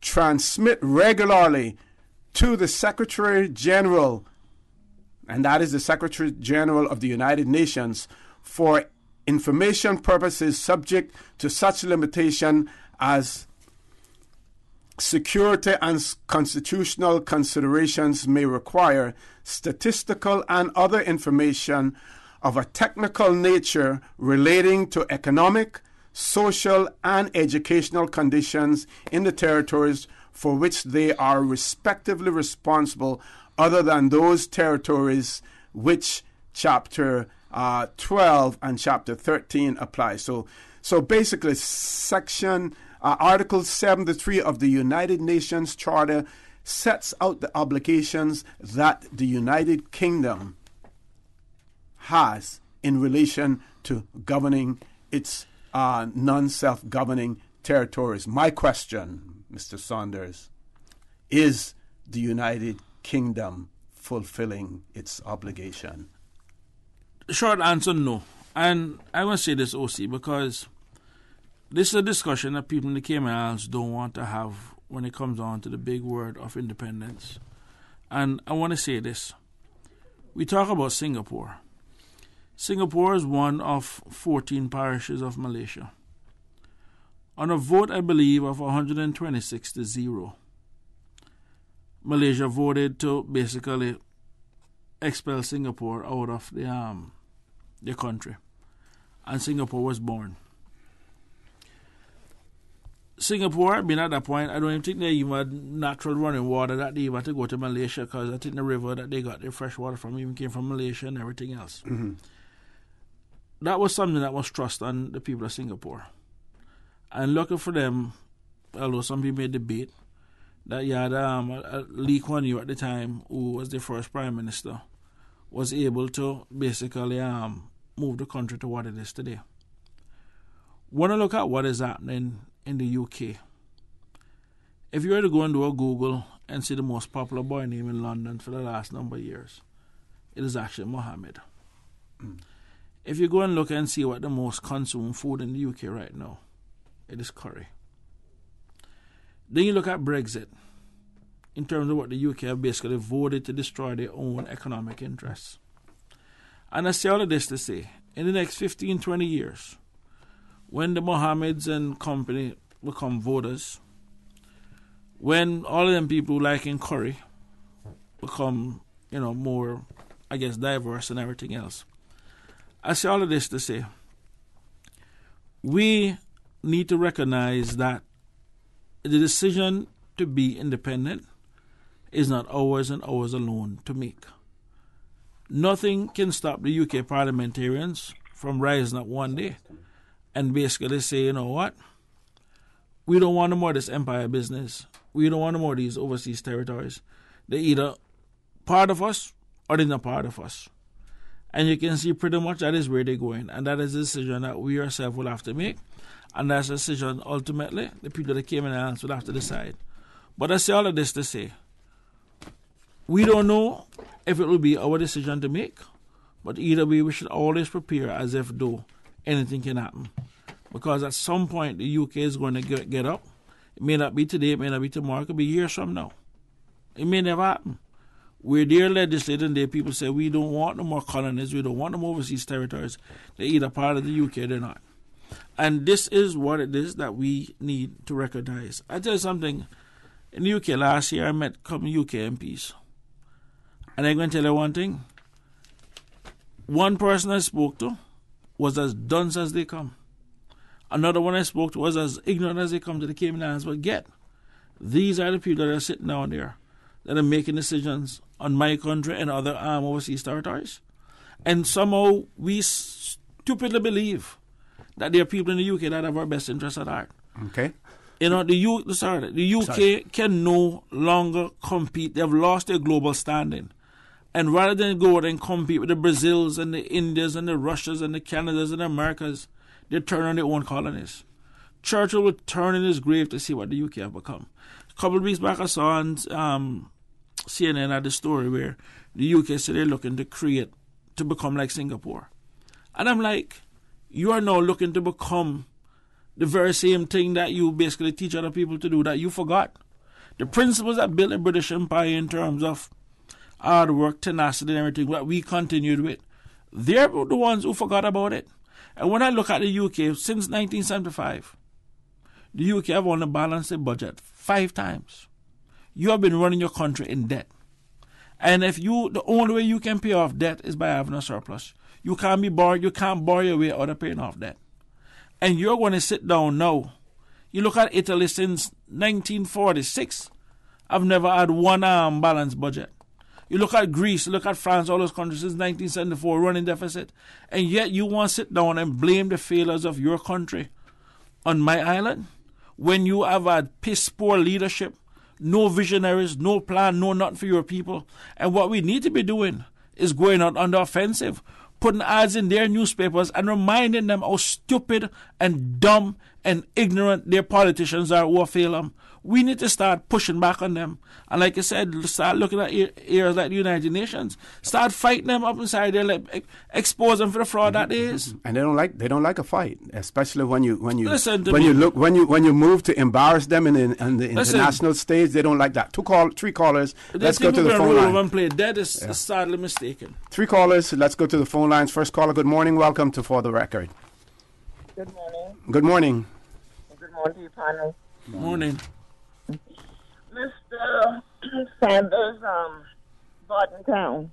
Morning, dear. Barton Town was the first capital for the Cayman Islands.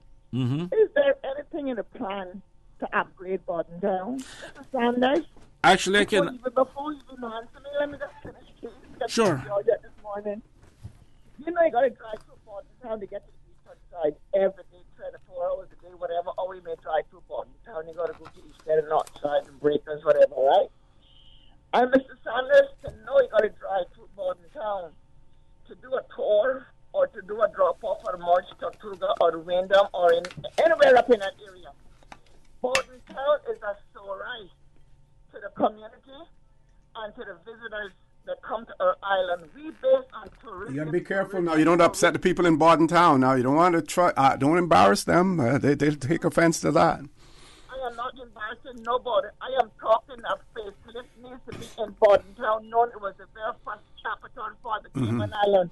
But caller, what I would suggest that you do there is that you may want to point in specific areas, because there are many proud people in Barton Town who keep their properties in pristine condition, and we wouldn't want to take them and lump them all in the same basket. Talk to when you drive to the main entrance of Barton Town. Okay. Any idiot and any store I would see exactly what I'm talking about, OC. I'm just telling you to be careful, caller. That's all. You know what? Thank you so much. Bye. Next caller. Good morning. Welcome to For the Record.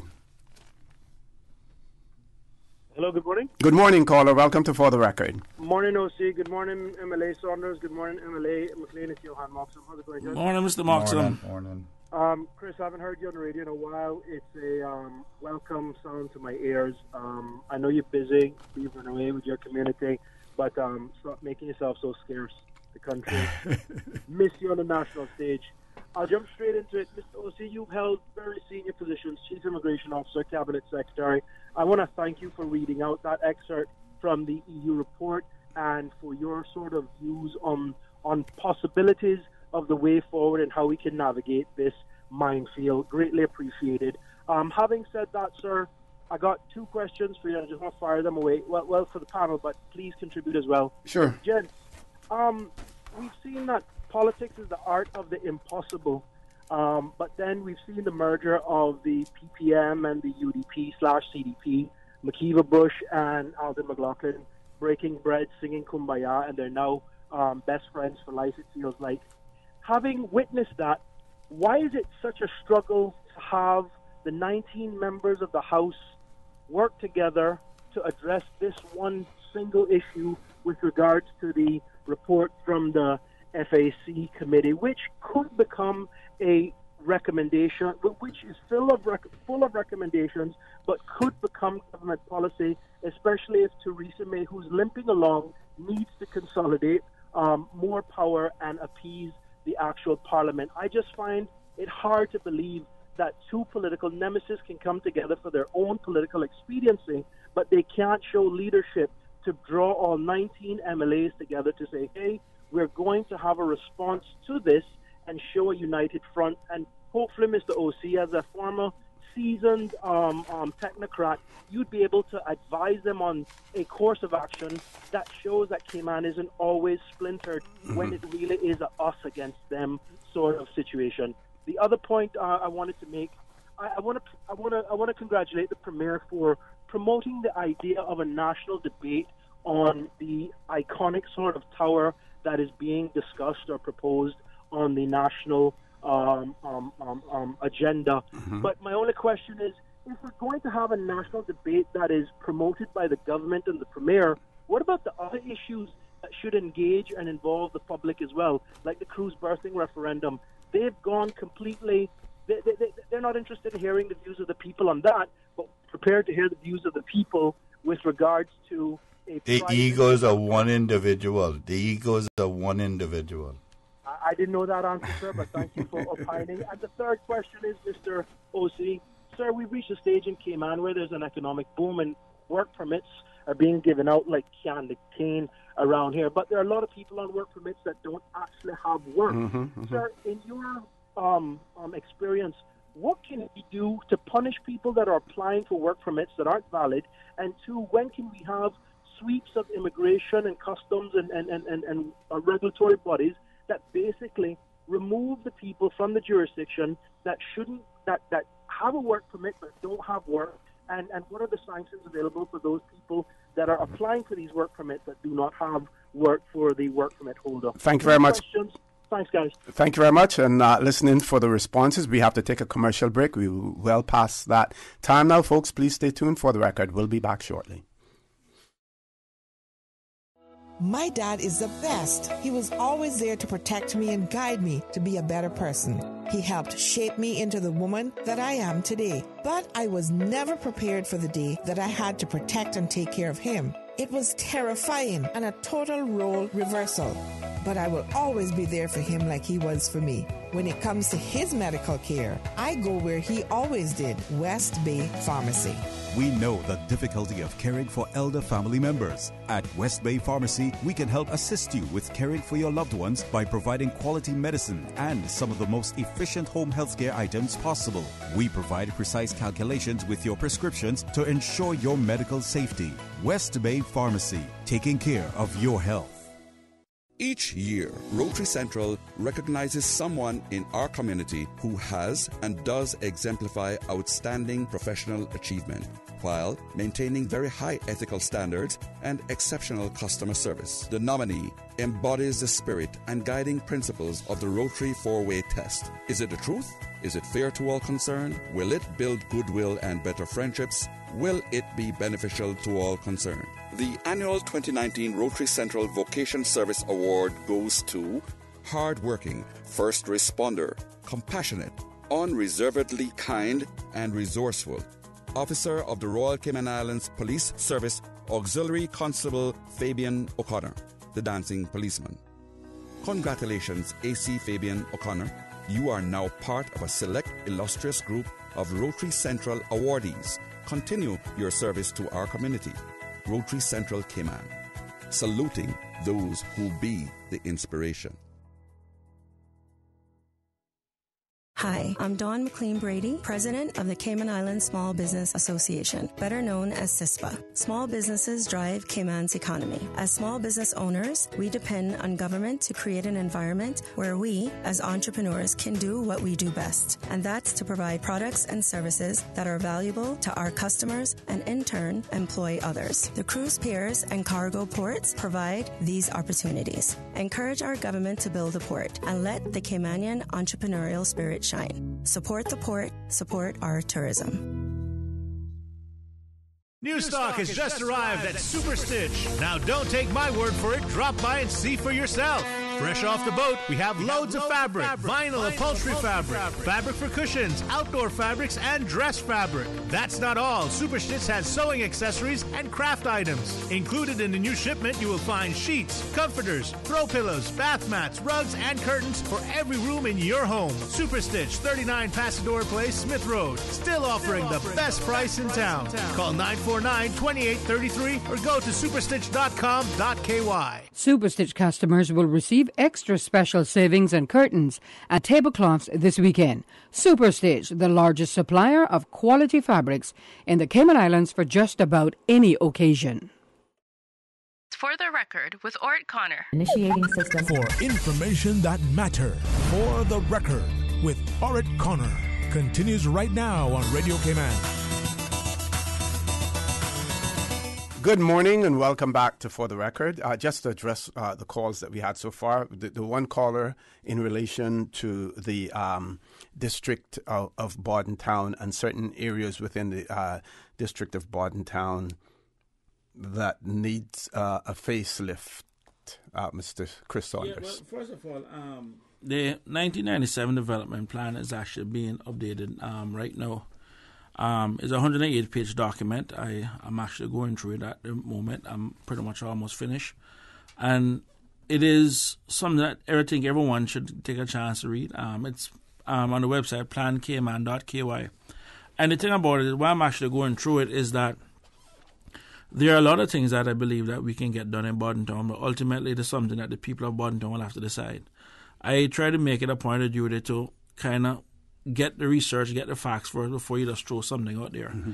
And like I said, at this point now, with the government going through the process of updating this plan, which I believe is also long overdue. Mm-hmm. I mean, it's well more than 20 years now since it has been looked at.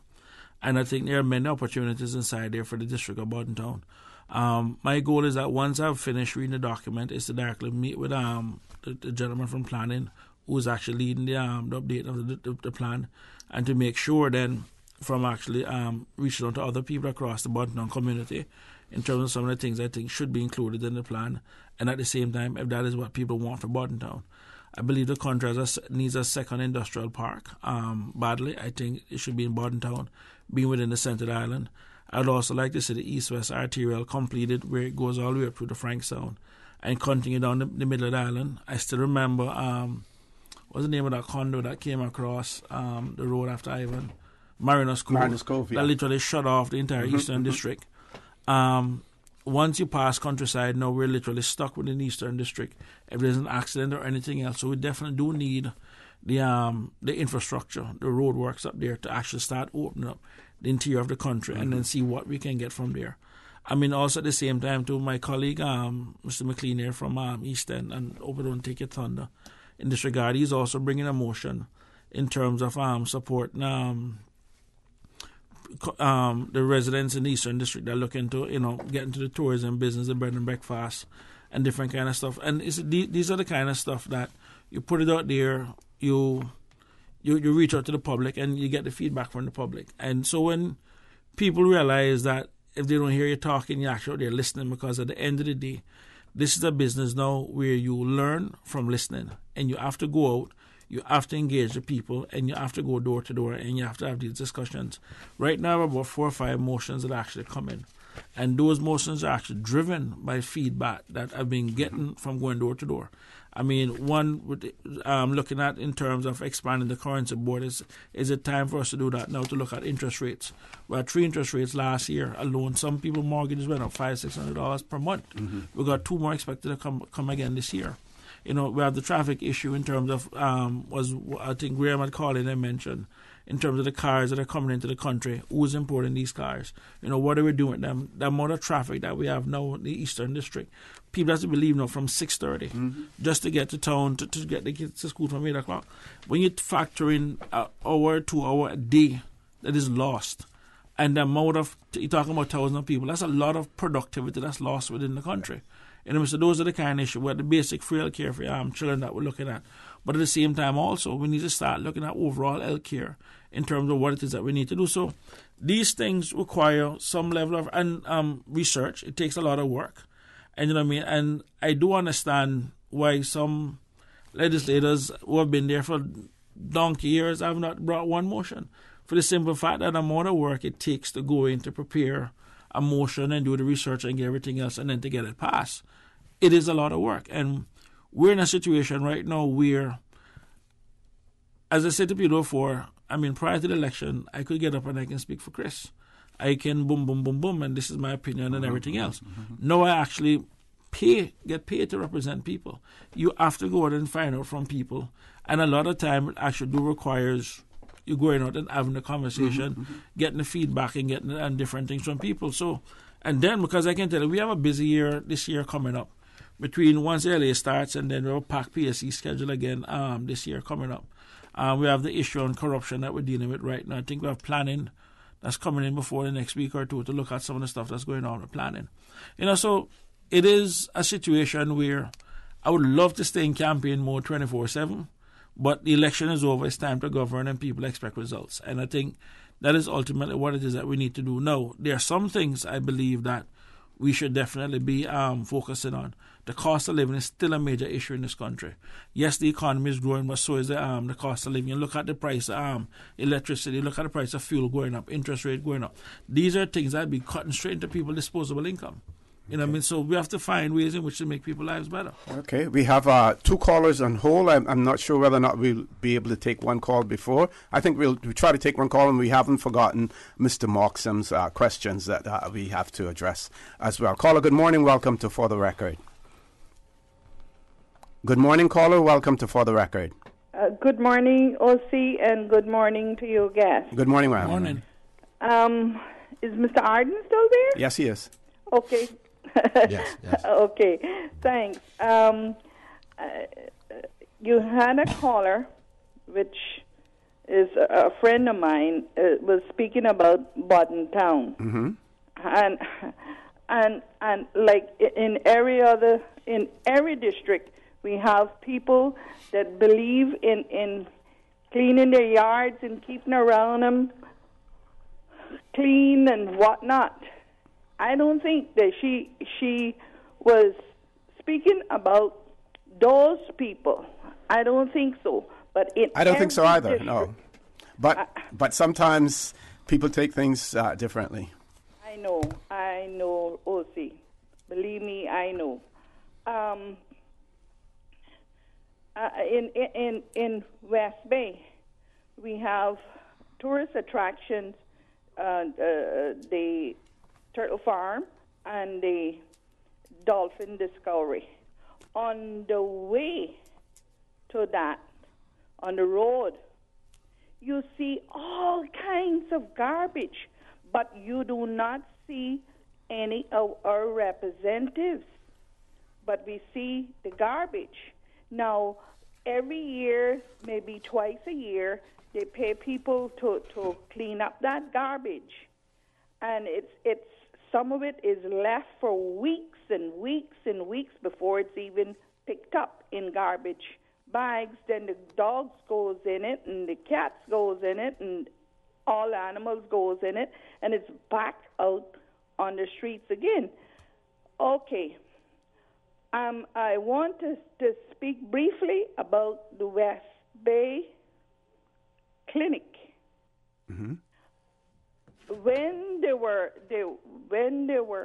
cleaning up the roads and painting the whole of that area yellow, they forgot about the West Bay Clinic.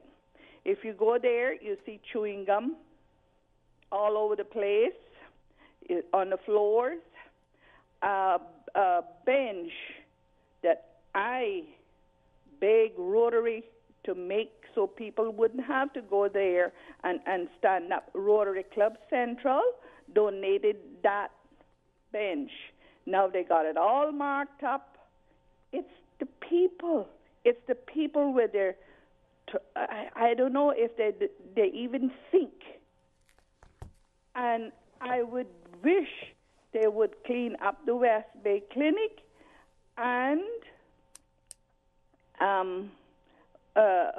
plant things around. All you see is bush and gum and whatnot. And now, caller, do you know whether or not the clinic? We know that the operation of the clinic falls under the Health Services Authority.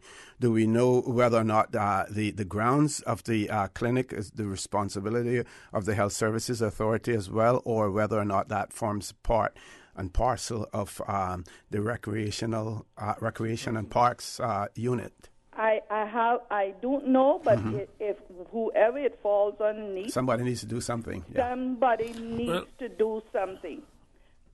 And it may get done now since the Prince Charles is His Royal Highness is coming. Maybe some of them should come a couple of times a year, and you want to see an island straighten up in a hurry. Used to be that way, yeah. Thank you, gentlemen. Thank you, and you all have a good day. Thank you very much, caller. We will give our panel here an opportunity to respond to you as soon as we return from this commercial break. So please stay tuned for the record. We'll be back shortly. I believe we still have one caller on hold as well. At Seaboard Marine, customers often ask us questions about their shipments. Hi, I'm thinking of buying a car from the States. Which port do you ship out of? Hi, we ship out of Miami, Houston, and Brooklyn. Just let us know your port of choice and we can provide you with a quotation and answer any questions you may have on insuring and protecting your vehicle during its journey. Shipping shore to shore, Seaboard. Excuse me, I noticed you from afar. Really? Me? Well, not you. The KFC sandwich you're eating? Oh, Zinger. Sorry, I'm not trying to be funny. No, it's called the Zinger Sandwich. Crunchy, juicy, 100% chicken breast, crisp lettuce, sweet mayo on a seeded bun with a little zing. KFC's chicken is not factory breaded, frozen and refried like the Burger Boys. Customize your KFC Zinger and dip it in barbecue sauce. Wow, now I'm starting to notice you too. KFC, it's finger-licking good. Radio Cayman 11 a.m. News Headlines is brought to you by Savannah Pharmacy. Savannah Pharmacy, just around the corner with everything your family needs and convenient opening hours, including Sundays and holidays. Stay updated with the very latest news from Cayman, the region, and around the world. The 11 o'clock headlines, brought to you by Savannah Pharmacy. For more information, call 946-3336. For the record, with Orrett Connor. Initiating system. For information that matters. For the record, with Orrett Connor. Continues right now on Radio Cayman. Good morning, and welcome back to For the Record. We have about 27 minutes left, maybe 25 before the show is over. So I'm going to lay out an agenda for the remainder of time that we have. We have one more caller. We're going to take that caller. We're going to then close off the phone lines to give my guests an opportunity to respond to all of the questions as well as the observations that have been made by previous callers as well. So let's go to the phone lines. Caller, good morning. Welcome to For the Record. Good morning, gentlemen. Good morning, sir. How are you? Morning. Okay. So, speaking on behalf of women today, yeah, the Chinese made a study of women's brains and men's brains, and they found out that the majority of the time, women use both sides of their brains, and the majority of the time, a man only uses one side of his brain. And also, when it comes to a woman having a child, they're able to because they're mentally stronger, not physically stronger. Thank you. Thank you very much, caller, for that as well. Okay. Mr. Saunders, the caller before this last one. I was just trying to understand. I mean, even though my colleagues from West Bay are all on the government side, I was trying to understand when she said she had passed the garbage, but she didn't see any MLAs. But you see the garbage, but you don't see the MLAs. The thing about it is, and this is what people need to understand, is that first of all, from the public purse, we spend hundreds of millions of dollars a year paying public servants to do certain things. Now, our job as part of our job as our oversight responsibilities is ensure that the public is also getting value for money, and that who that we're paying to do these jobs are actually doing these jobs. I can tell you right now, one of the biggest problems that we have in this country is that we have turned legislators into some extent, I don't use the word social workers because they do valuable work within the community, but we are trying to change our legislators into people that we're already paying something else to do. And as a result, we're not focusing on legislation and policies as much as we should.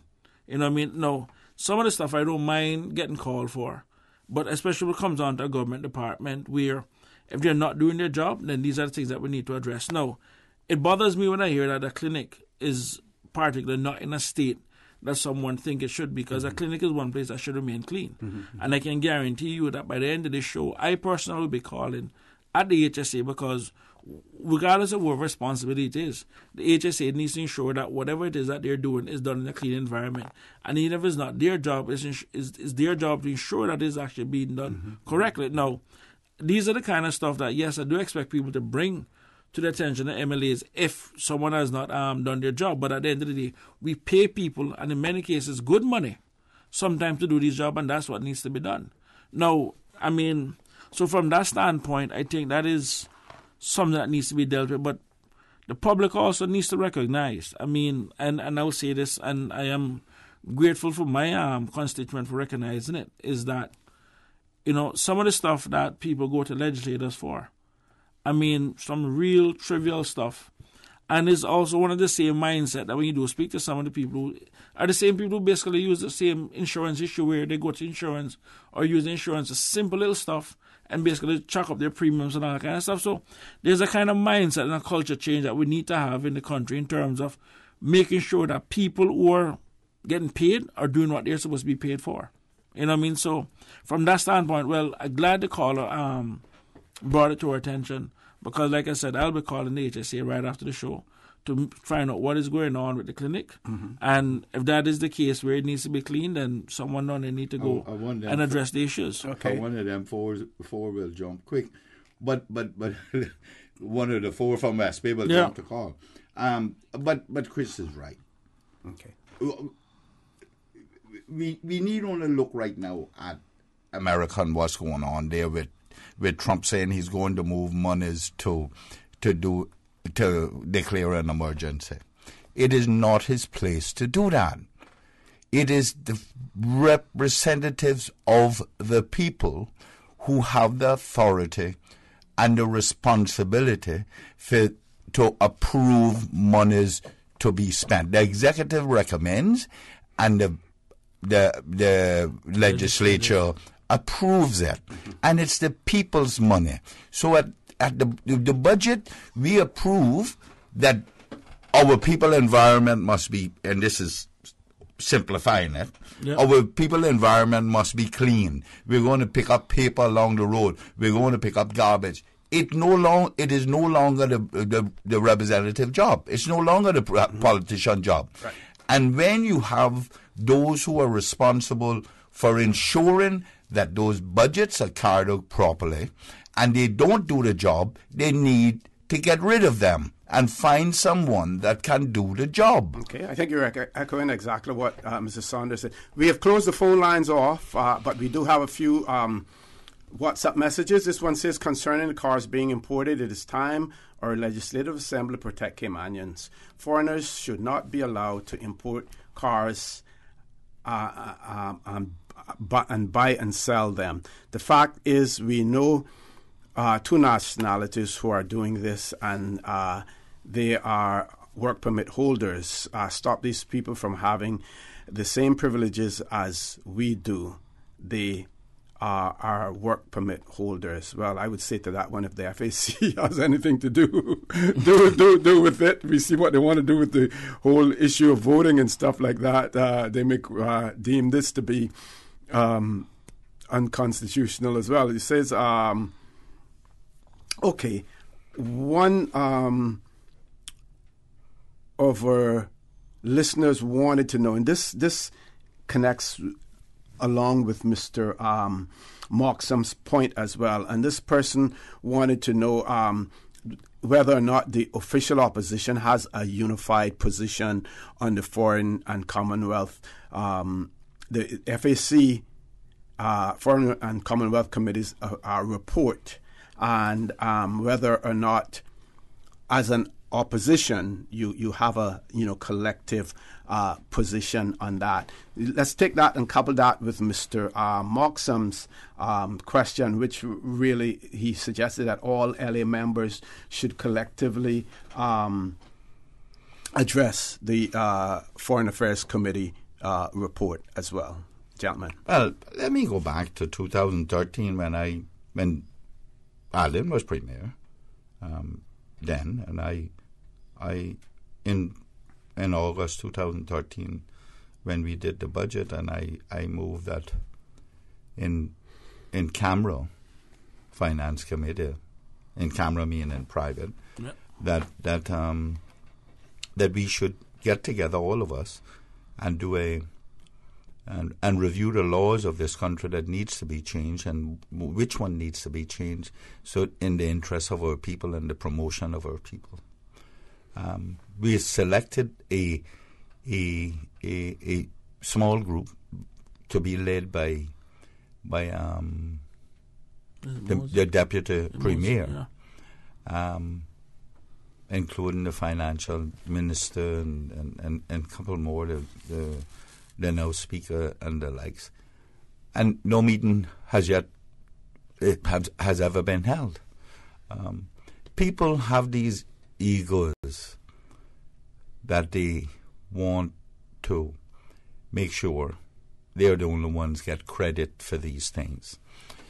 I'm not here to promote McKeever, God forbid, but I recall in 2003, OC, maybe you don't remember, when we had to change the Constitution because of this same thing, that there was a provision in there that could possibly allow English people to run here.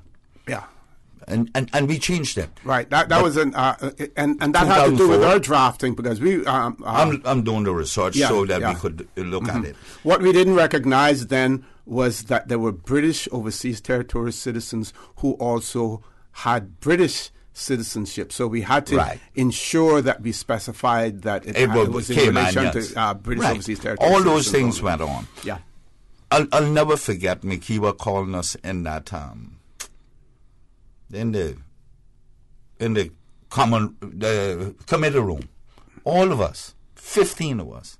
I think at that time it was 15 now, and saying to us, "Listen, if we don't do this, there's a possibility they take over our country."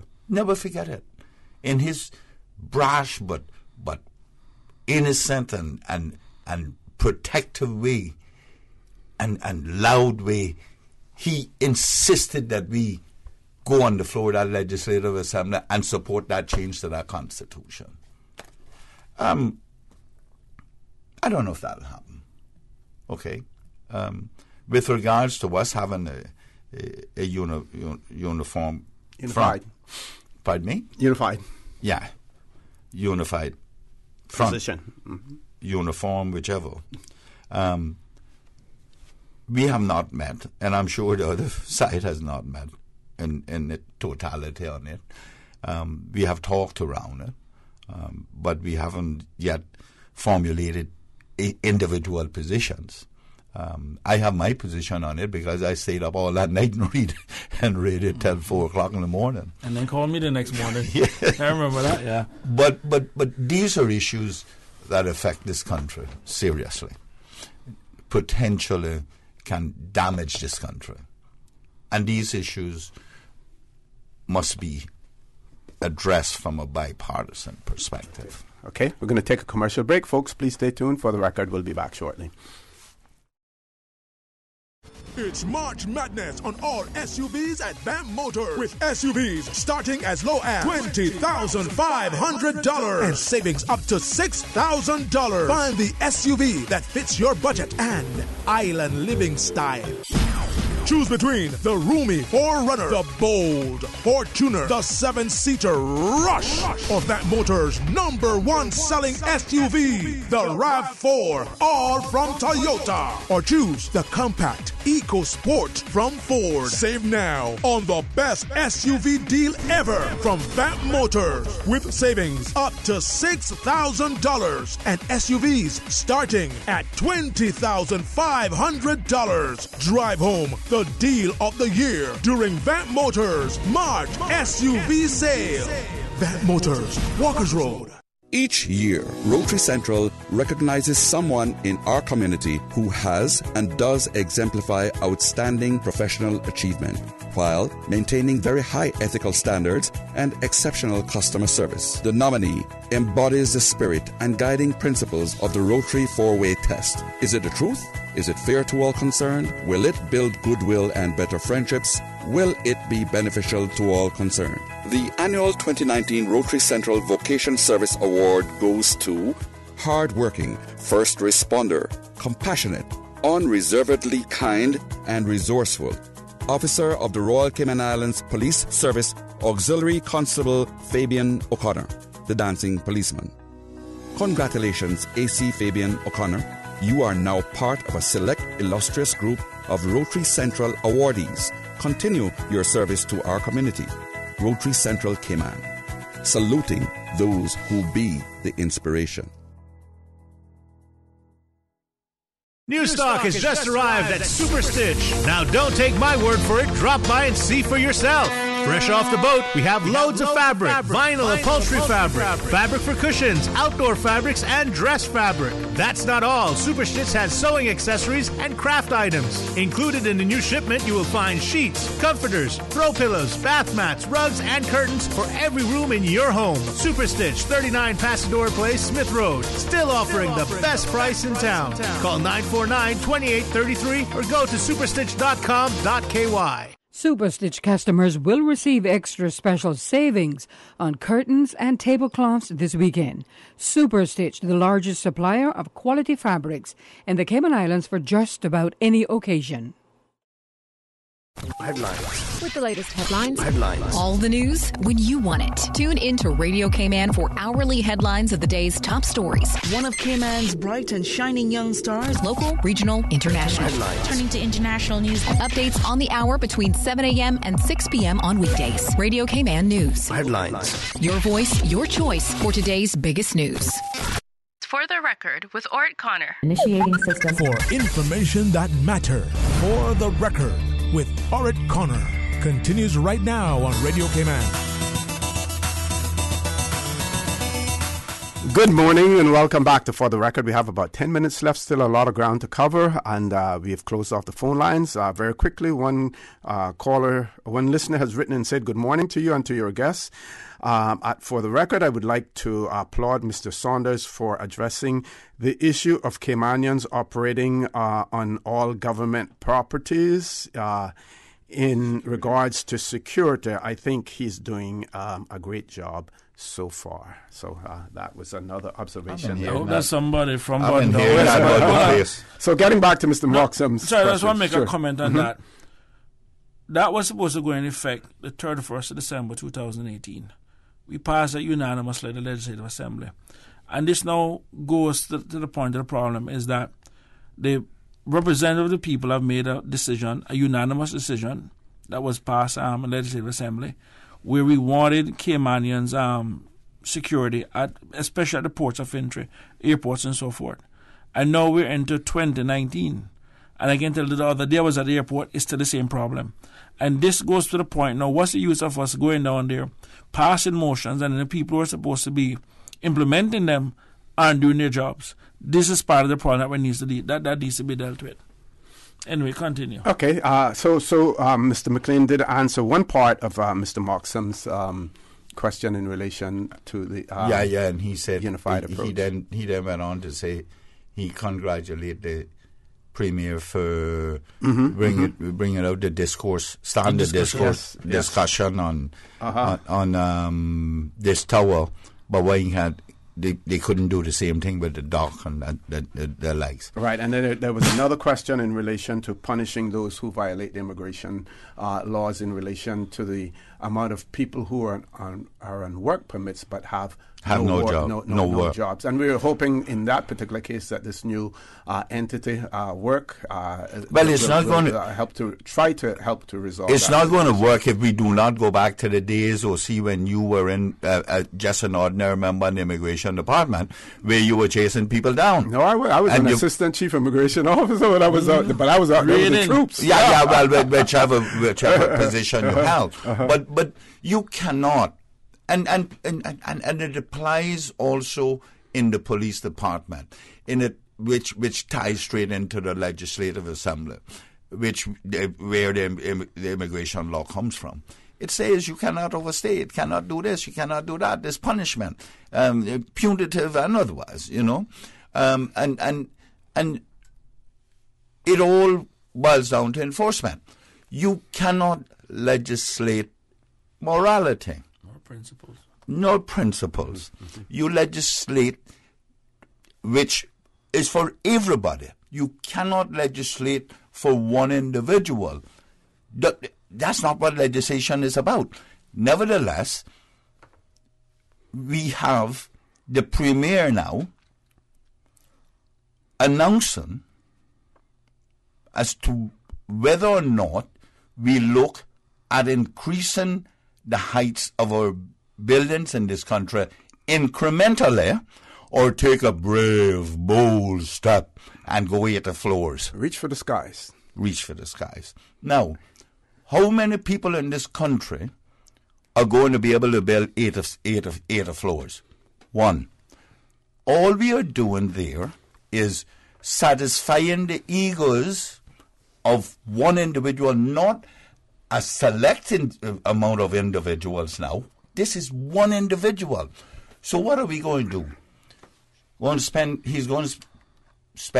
going to allow one individual to change the landscape of this country, to change the culture of this country, to change everything about this country, when we can remember the heights came up in this country incrementally. I said this in the Legislative Assembly the other day, but people don't remember. They tend to forget. Question, and should this be an issue that should go to a referendum? Because we're changing the whole landscape of the Cayman Islands. We're changing people's perception, people's culture. I don't know if a referendum, but a referendum in the form that Chris was just talking about, the development plan, and he's using that to see what people want.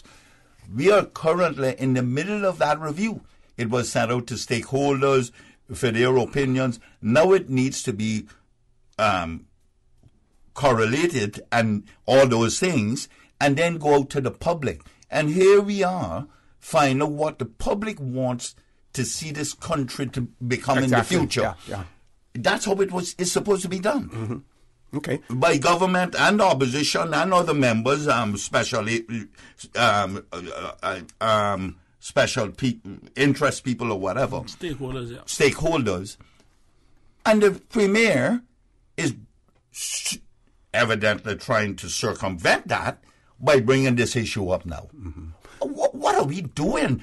just to appease one individual whose main objective is to buy an island and create it in his own image, the future with in his own image. You know what I think will happen here? The reason I said reach for the skies is because in the Royal Gazette, Bermuda newspaper, there's an article in there talking about this building, and the article is entitled Cayman Islands reaches for the skies. Cayman Islands reach for the sky. Reach for the sky. But let's switch gears. Let's go. We want to talk about this. No, we don't want to talk about it no more. No, because we want to cover as many things. Special interest. Yeah, I'm going to be the contractor for the building. Oh well, yeah. Okay. I ain't talking about it. That was the Foreign Affairs Committee report. Right. It is now. They're now waiting for the UK government to respond. Yeah. Right. The approach, let's look at the approach that the overseas territories and in particular the Cayman Islands may wish to take in addressing this issue. We're talking about responding to it. We can respond directly to the Foreign Affairs Committee. They have not asked for a response, from us in that regard. They asked for us to give initial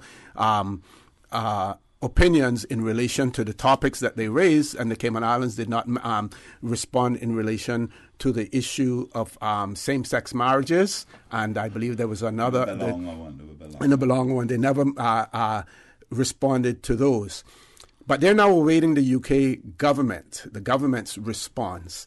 Cayman Islands, like I said, one option: respond directly to the FAC, or via the UK government send our response and say these are the feelings of the people of the Cayman Islands in relation to the recommendations that were made, and we want the UK government to include these in that response. What is still missing from all of this is that the overseas territories collectively, we're all out there putting on a limb but not getting together collectively. Chris, I know you want to say something. Actually, about a couple of weeks ago, Mr. McLean and I met with English lawyer. Prominent English lawyer. I won't say his name. But he said he had asked us a question in that meeting, and he says, do you know how many Europeans died in World War II? And we said, between 1 and 2, I think. Yeah. We said, we know it's in the tens of millions. He said about 80 million. He said, we kill 80 million Europeans, we kill 80 million of our kind. He said, do you think we have a problem wiping out a country less than 80,000 people? He said, the quicker you guys realize that we're a bunch of killers and that we destroy stuff where we go, the better the world will understand, the quicker they understand what it is that they're dealing with. This is what our Englishman said to us. And also, I look at our own country right now, where the government revenues are about $800 million a year, core government I'm talking about, of which almost half of that rose in from financial services. Then you look at the Customs Department with over $200 million a year in revenues. Bear in mind now that the bulk of that comes about from the government charging roughly 20% duty. So it means that you will have to import $1 billion worth of stuff just to make that $200 million. The total payroll in this country is about $1.3 billion. So we're not importing $1 billion. Bearing in mind now, a good chunk of that goes to pay mortgages and so forth. You can probably say about another $100 million of that comes from our tourism industry. The hotels, the bars, the restaurants, and all that kind of stuff. The 300,000 tourist stayover visitors that we have per year, thereabouts. So we're talking about almost 500 million of roughly 800 million being collected from our financial services industry and the tourism industry in core government revenues. And the rest coming about through the multiplier effect and so forth. When an entity is trying to wipe out half your revenues that you need to sustain your country, and when you're talking about the government, again, like I said, spending about 700 million, almost 800 million, with total payroll of 1.3 billion, you can do the maths to understand that we need our international financial business in order to survive. Mm-hmm. What these people are proposing is wiping out our way of life. Yeah. At no point are they going to sit down and write a check to the Cayman Islands for $400-500 million, plus the multiplier effect of that money, creating jobs and everything else that goes along with it. You know what I mean? And these are the kind of issues that we need to be focused on. Okay, got to close you off there. I just want to very quickly read one part of this recommendation in relation to belonger and the right to vote. It says here that the UK government of the OTs and work with them to agree a plan to ensure that there is a pathway, and listen to this part now, for all resident UK and British Overseas Territories citizens to be able to vote and hold elected office in the territory. They were only interested in the UK. They didn't say Americans or anybody else. They were only interested in the Commonwealth too, and the Commonwealth too. Folks, I want to thank you for allowing Radio Cayman, and by extension, for the record, into your homes, into your vehicles, as you traverse the busy roads of the Cayman Islands, into your places of work, whether it be an office cubicle or if you were working in the outdoors. I also want to thank my two guests this morning, Mr. Christopher Saunders and Mr. Arden McLean. I also want to remind you that we are brothers and our sisters keepers. There is always someone out there who's less fortunate than we are, and I ask you to extend a helping hand to them. If you can't do that, then I suggest you donate to a worthy charity, because we always want to consider those who need, not necessarily those who want or even those who crave. I say to you, have a great day. Continue to support your radio station, Radio Cayman. Join Sterling, Dwayne Bags at 12:15 for Talk Today, and as usual, we ask the good Lord to bless these three beautiful, wonderful Cayman Islands. For the Record is brought to you by Vamped Motors, the only authorized Ford and Toyota dealership serving the Cayman Islands. Cayman Pharmacy Group, with a location in West Bay and professional pharmacy at CTMH Doctors Hospital. The Cayman Pharmacy Group has a location for you just around the corner. Seaboard Marine, with over 35 shipping ports, find your shipping solution by calling 949-4977 or visit seaboardmarine.com for competitive rates. And Rotary Central. For more than 110 years, Rotary members have used their passion, energy, and intelligence to take action on sustainable projects.